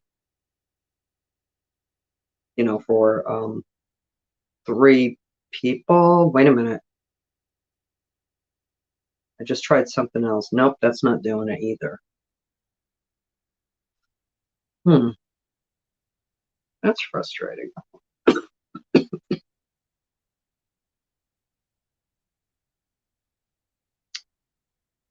That's so weird. Remove stream solo layout. Edit mic settings. Everything still looks like it's ready to go. Mute solo. There's Geo. And there it goes again. We're still getting it. Oh, hey. Hey, Greg. Yeah, something's going on over there in Northeast Pennsylvania. Yeah. Can you hear me? So you hear me? Oh, there we go. Yep, I can hear you loud and clear. That's awesome. Cool. So it has to be something with his, and that's what I'm thinking. Yeah, I mean, it almost looks like the internet is connecting and disconnecting. You know, like it's just going in and out. I'm not sure. Tom, you got the patience of a saint. Yeah, see, Yeah. when Yeah, because thank you for doing that, Greg. What's that? Yeah, I had no issues. Yeah. getting through. I'm going to have a little bit of a lag because of my satellite internet, so you're going to notice a lag. Oh, I understand. I understand. Yeah, well, thank you for doing that because I feel a lot better now. I was starting to wonder if I was having a malfunction, but yeah, I mean, it worked like it was supposed to. Yeah, because the only other option Yeah, I think have it's something on his end. Right. Yeah, the only other option I had with him was to ban him and kick him out of the stream. I don't want to do that. I mean, that didn't leave me much option at all. There's really no troubleshooting on here. I guess it either works or it doesn't, right? Yeah, I don't know. It might be because it might be his internet speed, his bandwidth, because I had issues when I was with Windstream. Remember, I had issues with trying to keep people up on panel, and Right. it was the bandwidth. So he might have to look into that. I don't know. Yeah, that could be. Yeah, you're getting a tiny bit of lag right now. Did I turn you off? No, I didn't. I think that's on your end. Left my ass off. I've been blinking Morse code for 5. You know, I had the fleeting thought that something wasn't right. That he was up to something because it just kept blinking and blinking and blinking. That's why I said thank you for your patience, Tom, because it just seemed like it was going on for so long. And look who's here. It's Cecilia. How you doing, Cecilia? I haven't seen you in a while. Your bandwidth is okay. I'm not sure. Oh, Okay. 232. Okay, well, the wife Thank has you. dinner ready, so. Oh yeah, definitely go again. Thank you so much. Now I know. Well, at least we know. It does. Yep, now we know it's working. Yeah, exactly. Well, go have dinner. Okay. And enjoy the rest of See y'all later. the rest of your evening. Bye, Gio. So what's new, Cecilia? Are you still here? Well, I've been banned for years on YT chats. Yeah, Tom, could you tell the truth? How dare you, you renegade? Cecilia said something. She said, I've been sick with the flu. That has not gone away. Oh my goodness, Cecilia. How long has it been? Sorry, oh, wait a minute. It's got to be going on at least 2 weeks now, because I remember seeing you on Facebook and you were talking about not feeling well. And I think I left a care heart or something like that. And I may have said something. Yeah, it's been at least 2 weeks. Oh my goodness. Oh, I'm sorry. and they won't let me in most chat forums. And you've been around YouTube for a long time, so there's probably like, a wanted poster of you in somebody's office cubicle.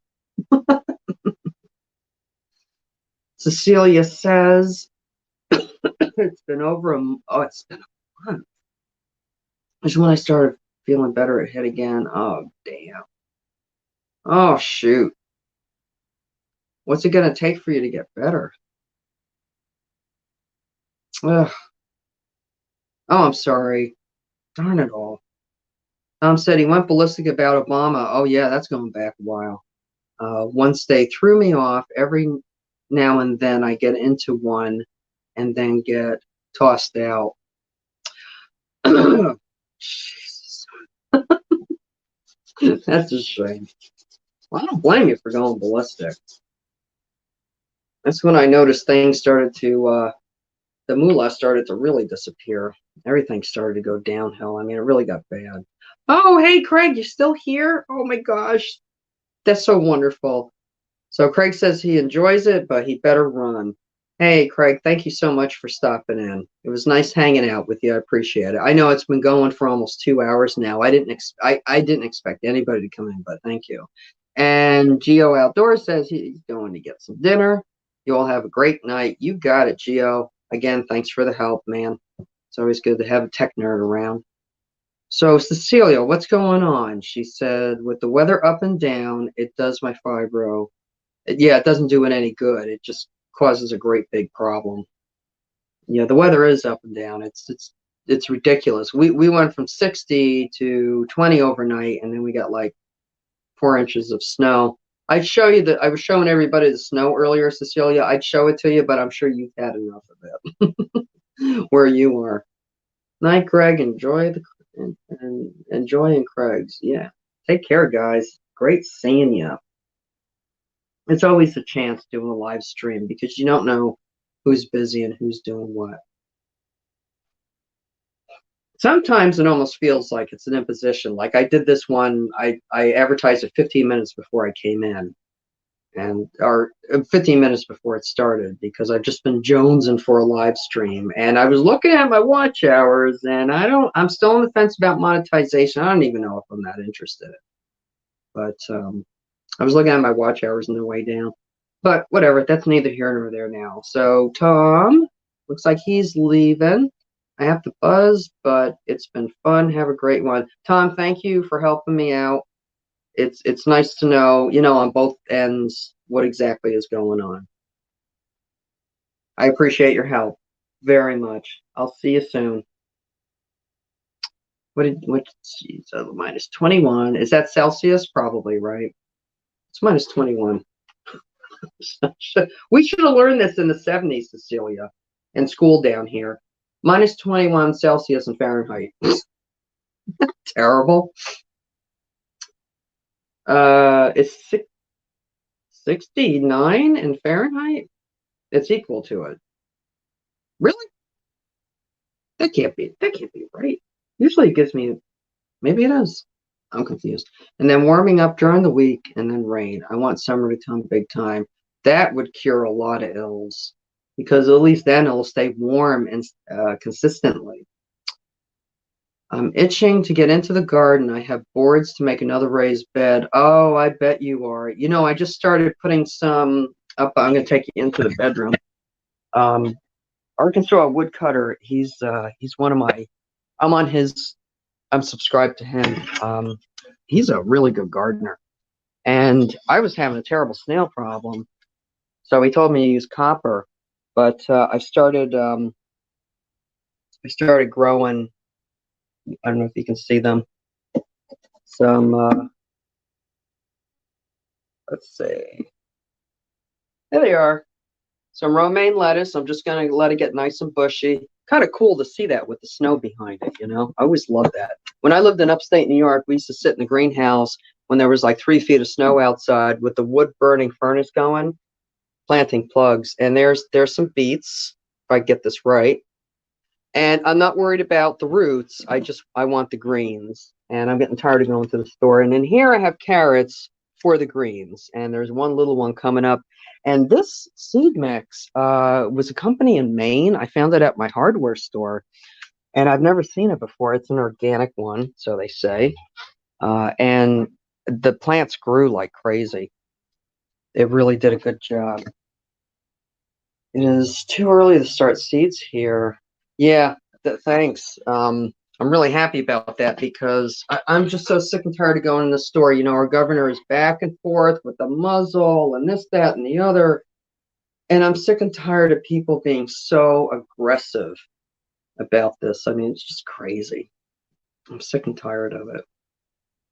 I'm tired of listening to it. I'm not going to wear a mask, and that's all there is to it. I don't see any reason to. It's just crazy. So, well, Cecilia, I know you're probably doing something else, and you came in a little bit late, and I really thank you for that. But I've been on here for about 2 hours. Oh, you're going to be right back? Okay, no problem.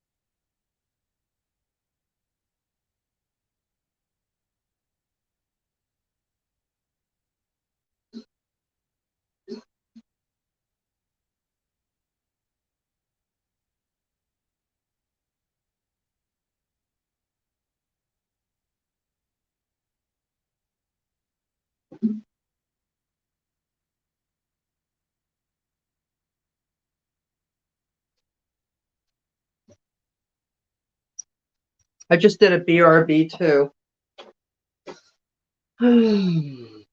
Let's see. Mute, stop camera, camera mic. Oh, whoops, don't want to do that. Why is that on there? Can I change that? Remove from stream, solo layout. I'm not sure why that's there. I don't know why it's that Christmas one. I have no idea why that's there. Edit.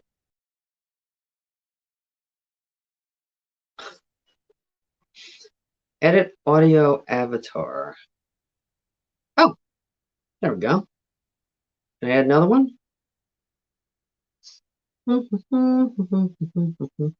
There's a nice one. We can do that. Upload avatar. Oops.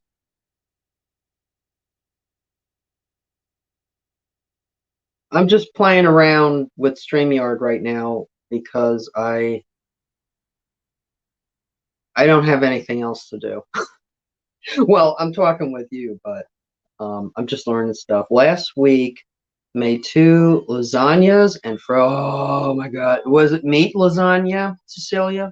I love lasagna. In fact, you got me thinking about ordering out for dinner. I should make my own. I should just go to the store and get the pieces. I mean, we all know how to do that for the most part. So took one out and heating it for dinner. Yeah, that sounds nice.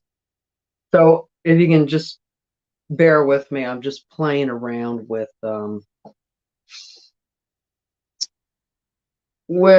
StreamYard because I learned how to let people into the live stream earlier, and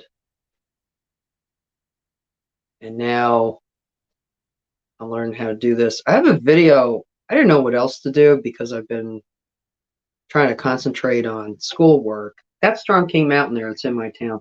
I always make 2 and cut it into portions, then freeze them. Well, you live alone, Cecilia? I mean, you don't have to tell me if you don't want to. Oh, and it's meat. Yeah. Yummy, yummy. There I am. And what was I going to say? I do the same thing. Living alone, I'll cook like big batches and I'll freeze it. Some things like maybe meatballs or some chicken or something like that. I'll put it into one bag and then just make sure it's not wet when you put it in there because then it'll like seal up into one big iceberg and then just break off pieces like liver. I eat a ton of liver. Liver saved my life some years ago. But what I'll do is I'll get a great big liver from my butcher. I do it like maybe once a year. I mean, these livers are gigantic from the cows, and she'll chop it up into big hunks, and then I get it home, I chop it up into little bite-sized pieces, and then I cook the whole batch all at once, and then I put it in the freezer, and I just take what I need. Yep, add some sauce, and it makes it creamy, and I add tons and tons of butter to my pasta. When I was growing up, my favorite meal, lasagna. Oh, that runs in as a close second, but spaghetti and meatballs is really my favorite. Kids are all grown and moved. One daughter lives in Florida, and one son out west, and a daughter north. Oh, cool. Well, so you had a daughter who liked the cold, huh? She went up north. She went farther north. Make it and then can it for bad days. Yeah, same thing here. I mean, if it's a crappy day, you don't feel like starting everything all over, starting from scratch or whatever. It's just, there's nothing like leftovers. When you live alone, nothing like leftovers. Last night, I had a hankering for potatoes. I love potatoes, especially at night, and with chicken. I love potatoes and chicken in the crock pot. Makes a great broth too, and I always put in like 2 cups of water, 2 or 3, and then I let it sit with the potato and all that all day. And the potato can sometimes get a little crappy, but if you take it out carefully, you're fine. You just kind of have a loose potato, and then the broth I'll save, and if there's enough for a couple containers, I'll use a plastic one, and I'll store the broth in the freezer, and then eat it later. Let's see. I have meatballs with tomato sauce cans, so all I need to do is make pasta. I'm good to go. All right. Potato tastes best the second day. Yeah, my mom used to save mashed potatoes, and she would put them in a pan. Nothing real special. She might add some cooked onions to it or some mushrooms, and she put lots of butter on it with paprika, and she put it in the oven and bake it. And that was really cool. But last night I had a craving for potatoes, so I got off my butt and I made potato latkes, or latkes, potato pancakes. So I added an egg, a little bit of flour. What else did I put in there? Some salt. I'm not a big pepper person. And fired up the stove, put the big Cuisinart on it, and boy, it tasted good. That was nice. And I didn't have sour cream to have with it. That's like a Hanukkah dish, which I used to. I'm not Jewish, but because I have exposure to my cousins who are, I kind of honor that too, and it's kind of fun. But I didn't do that last year. I didn't have sour cream, but I did have cottage cheese. So that definitely helped. And I had that with some bison meatballs and some carrots, and what else did I have? Some mushrooms. Had some mushrooms with that. So, wow, 2 hours, 3 minutes. That's a long time. Long time for me, because usually I'm like done like in an hour, and everybody gets bored and says, hey, we're leaving. Everybody's got something to do. This was another impromptu one. It was like half an hour, 15 minutes before I actually started.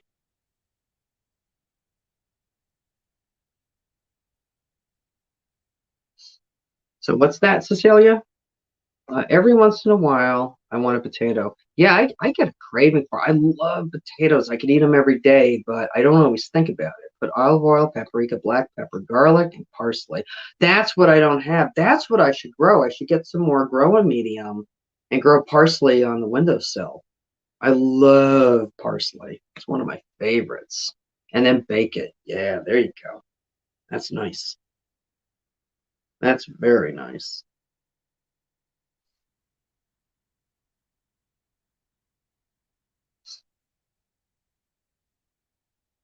I have chicken feet in there too. I'm kind of like, I don't know why I'm hanging on to it. It's kind of like when I don't feel good. Chicken feet soup. I put it in the crock pot with lots of water. Again, I make a broth out of it. You don't actually eat anything off the chicken foot. There's a lot of collagen in there. and gelatin. But you know what chickens do with their feet. They step in all the poo. They're clean when I get them from the butcher, but I'm just kind of funky about that. But the broth from it, man, it's like that's what the old Jews were talking about with the chicken broth and the chicken soup and how it'll cure everything that ails you. That's some really, really good stuff. What kind of spices? Was that a typo or was that like spell check? Is it actually called that spices? Or any kind of spice, are you saying? Probably any kind of spice. So sometimes things are lost in translation for me on here. I'm like thinking about you know, you're kind of trying to keep the live stream busy by talking, and then somebody says something and it's like, what does that have to do with? What did I say 10 minutes ago or 5 seconds ago? Oh, toaster ovens are great. I don't have a microwave. I live by the toaster oven. Why heat up the gas stove when you can? Yeah, besides you're paying for that. Yeah, I love using the crock pot.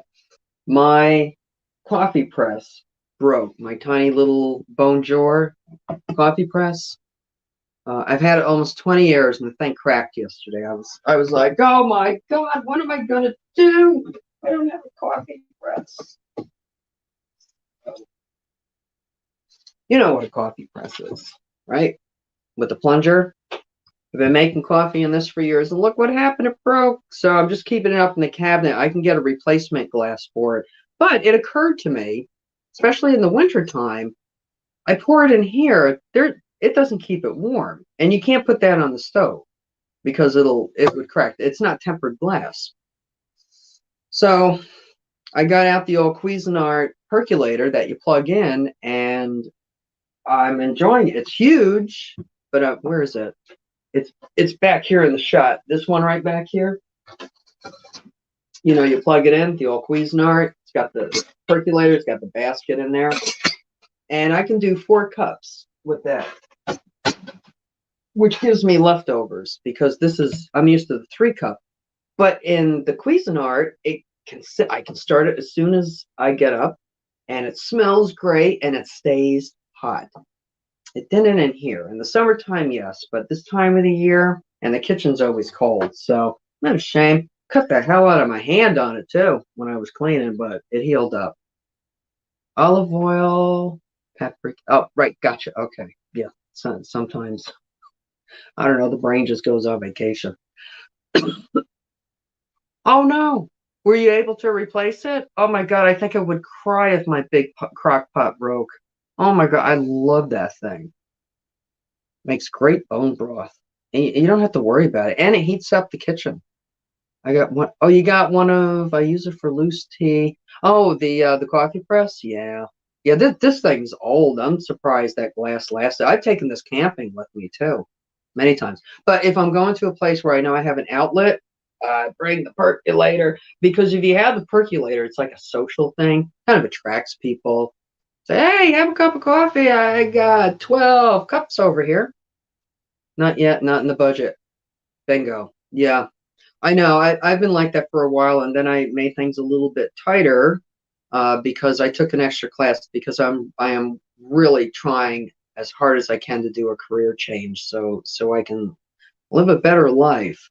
But this glass, this is why it's up in the closet because it just has to wait. If I replace it, great. If I don't, and I end up just using the Cuisinart, that's fine. But yeah, it's just got to go. And I hate it when people put pressure on you for that. It's like, well, why don't you just do that? Because I don't have money to throw at a problem. You know, I got to keep the purse strings as tight as I can. And I think it builds character when you do that. It's nice to have the money when you got it, but if you don't, you better be careful. You don't want to get yourself into a bind because at our age, it's no fun. All it is a lot of stress. No, not in the budget. I got one that is made of hard plastic with the tube where you can put the coffee in. Good for camping. That's interesting.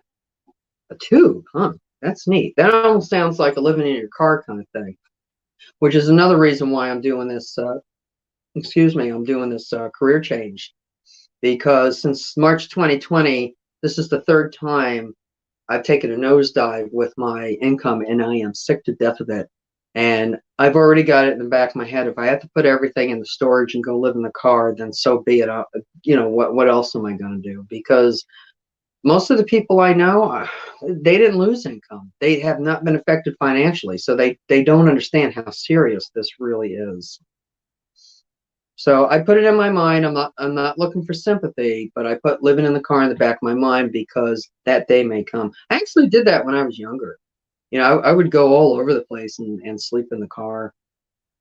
Didn't bother me one bit. In fact, when I go out for spring turkey season, you got to get out there so early because all the parking spots at state land will be taken up.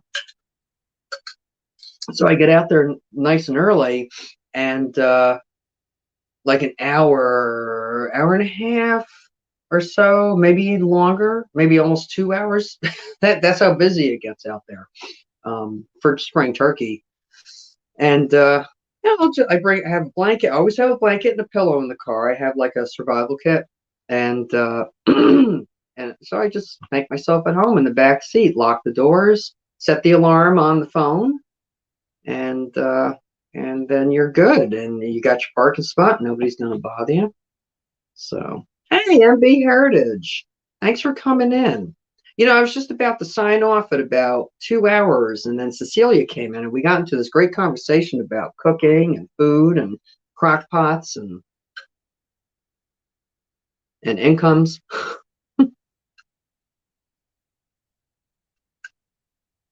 I get if things get bad, come over. I have I'm gonna have to sneak in because I don't have my paperwork. I have an extra bedroom. It would have to be fixed up. I'm just looking at the worst case scenario. Like I said, I'm not looking for sympathy of any kind. This was real. I saw the ugliest side of it. In fact, you don't hear about all the people. I see people all the time when I go up in the town here, who, and this is New York and it's wintertime. You can tell by the way the car looks that they're living in the car. But I'm just looking at that as if that's what I got to do, then that's what I got to do because I'm not going to take, welfare from anybody.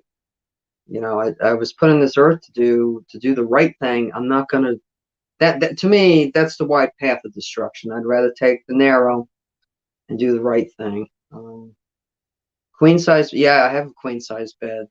Thing I'd hate to do is store everything.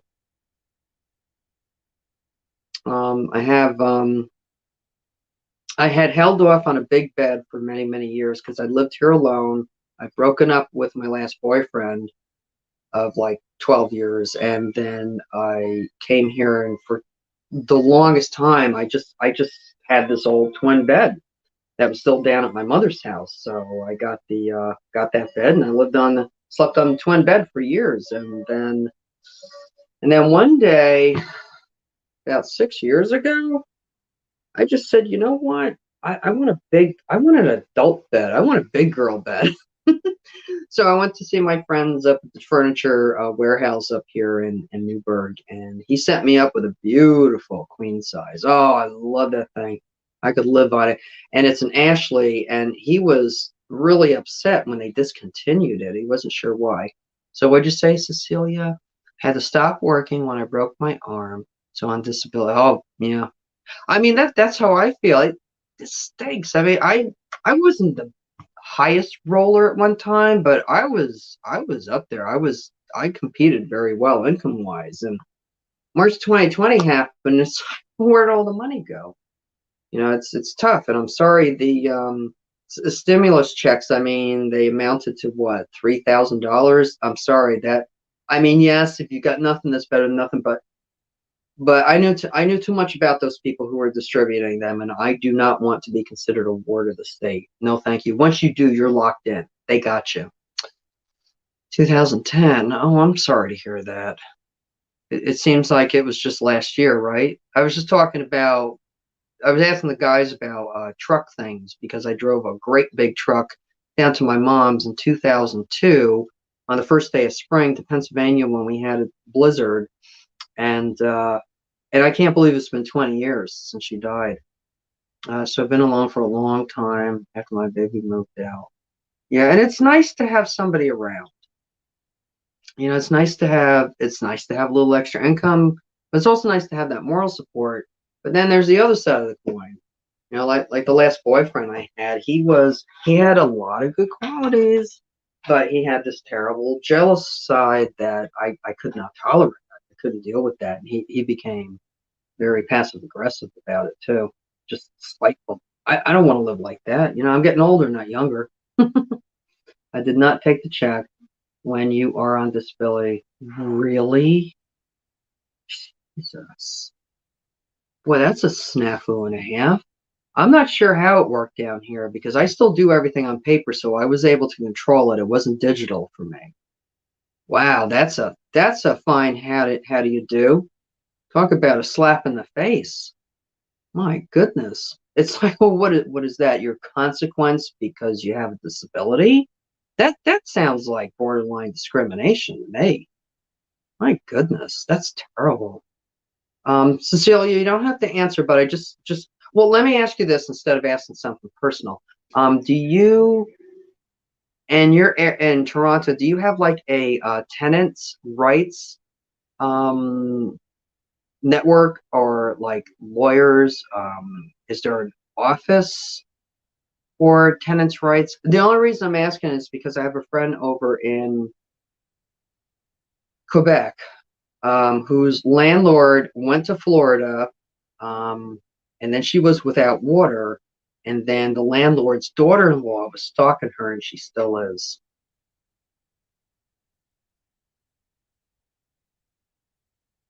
That's what the Oh, you own your okay, so you wouldn't know about that. I know that in New York, the rights for tenants changed about 10, 15 years ago or so. It got a lot better. I know it was really, really bad at one time, but then you got a lot of crappy, you can get a lot of crappy tenants too. It goes both ways, crappy landlords, crappy tenants, or good landlords, good tenants.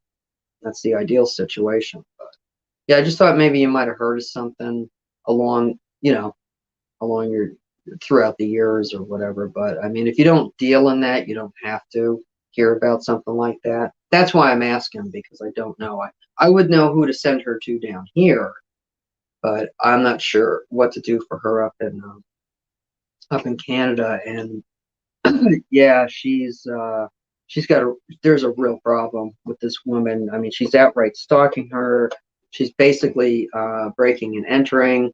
I'm sure the laws probably are about the same most anywhere you go, but this woman who's being assaulted has every right to privacy, and it's probably written up in her lease. She has a right to live a peaceful life without any interruption. And then there should be stipulations about when the landlord's daughter-in-law decides to come barreling in.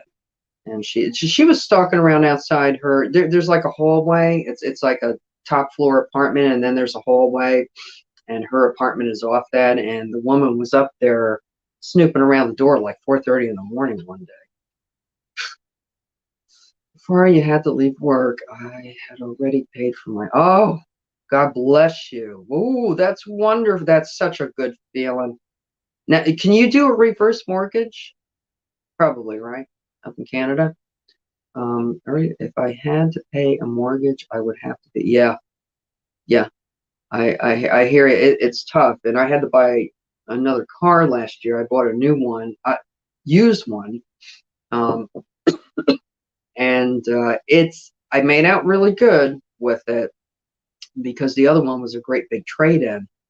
But like, you know what? At some point, push is going to come to shove, and I'd hate to have to bail, but I mean, they're not making it any easier. It's everybody's still living in fear and under the guise of this boogie monster and the cooties, and they're just eating it up. In fact, in New York now, or their Führer up there in Albany said, "Yeah, no more muzzles," but and I'm like, "Yeah, I'm not wearing one. I never did." And I'll go out into the stores, and it's like more and more people are muzzled up. That thing is none of those muzzles are meant to get wet. And when you're breathing, you're creating condensation, so it's getting wet. Once they get wet, they're totally ineffective. It's just crazy. I have the house split up into two. Oh, so you're a landlord. Oh, well, that doesn't necessarily mean you know all of the laws, but you do know the ones that are necessary to you. I did a lot of damage. Oh, it was next. Yeah, are they? So you can't. Oh, you can't rent it. I think it was late last year or sometime last year. I remember you saying in the live stream that they were giving you a really hard time with the work that they were doing next door. They were probably really hard to deal with because they probably gave you some backhanded answer like, well, that's progress. That fixed first, but no fun. Yeah, yeah. When you're on a limited income, and that's what I feel like now. I mean, I have the potential to make as much as I want in the work I do. I mean, there shouldn't be any ceiling on what I'm doing, but because of what happened starting in March 2020, I mean, it's a nightmare. It's a nightmare. And when this finally comes to a head and it's over with, if any of these people develop a conscience who went along with this, they're gonna want to commit suicide because what they did was horrific. What they've done is horrific, or they're gonna end up on a ton of antidepressants. So I thought about taking on a roommate when this first happened, and I remember a couple people said to me, "My God, how could you do that? You've been living alone for so long." And I said, well, desperate times call for desperate measures. And things did get desperate, but, I had a backup at the time. The problem is none of this has given, with the inflation and everything, none of it has given us a chance to recuperate. I mean, some people have made a fortune off this mess. Bunch of vultures, but you're always going to have that anyways. Yes, they oh, that's what I remember. Ooh, son of a gun. So it leans.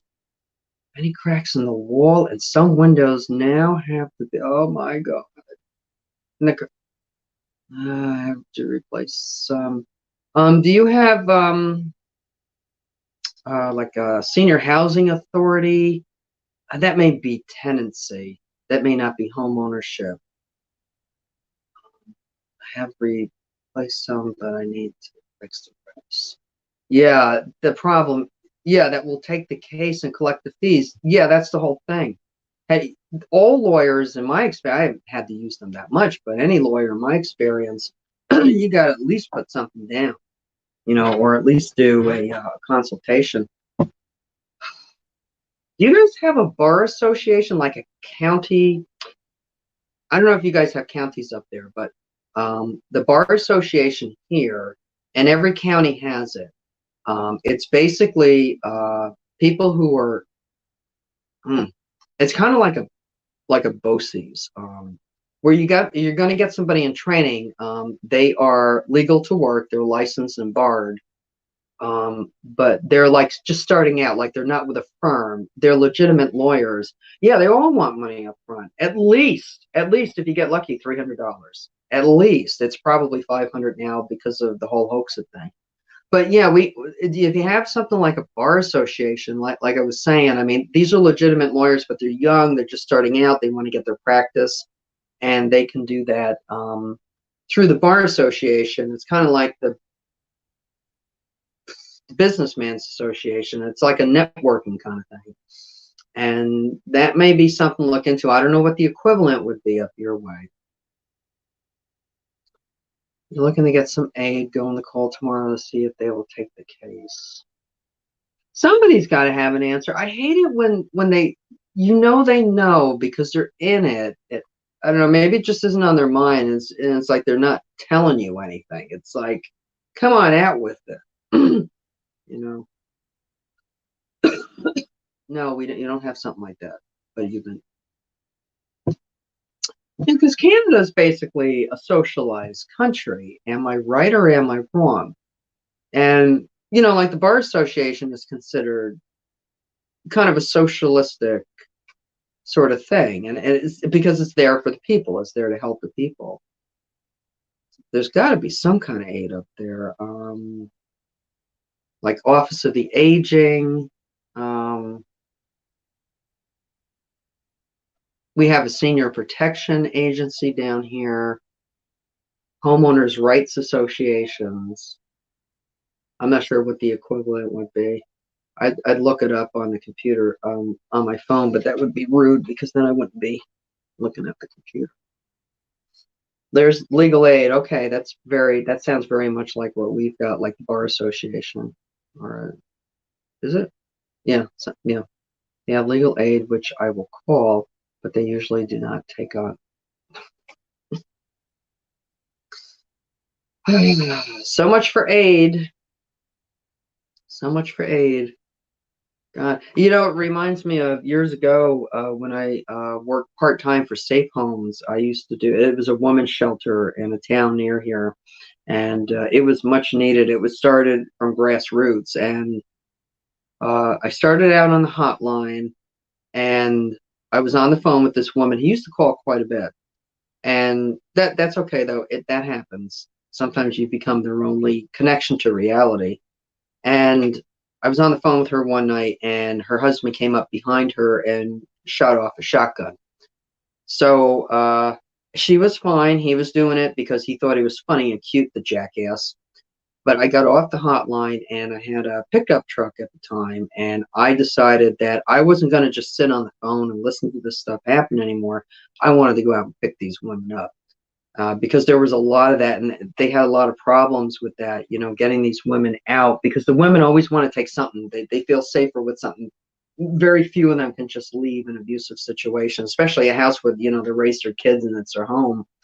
And so I was called the Midnight Marauder.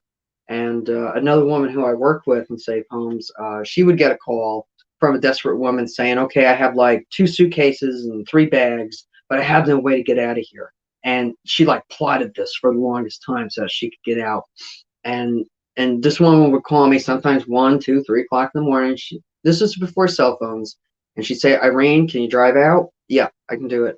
So we didn't have cell phones, so I would have to call from the house to call the police in that town. And after a while, after so many calls, they got used to it. So I just have to say, it's Irene, I'm coming out. And so they would, whatever the patrol was, they would send it over by that street in case something really bad happened, and nothing really big did happen. But there were a couple incidents where there was some aggression. But when you're a woman in a pickup truck, you can convince a lot of people to think differently just by using that truck. Not in an aggressive way, but in a very convincing manner. But I can't remember what the heck my point was with the truck, the Safe Homes. Oh, I think it was the social side of things. Oh, Albany. Um, we had marched on Albany because there were a lot of women that were being killed, and we got the cops.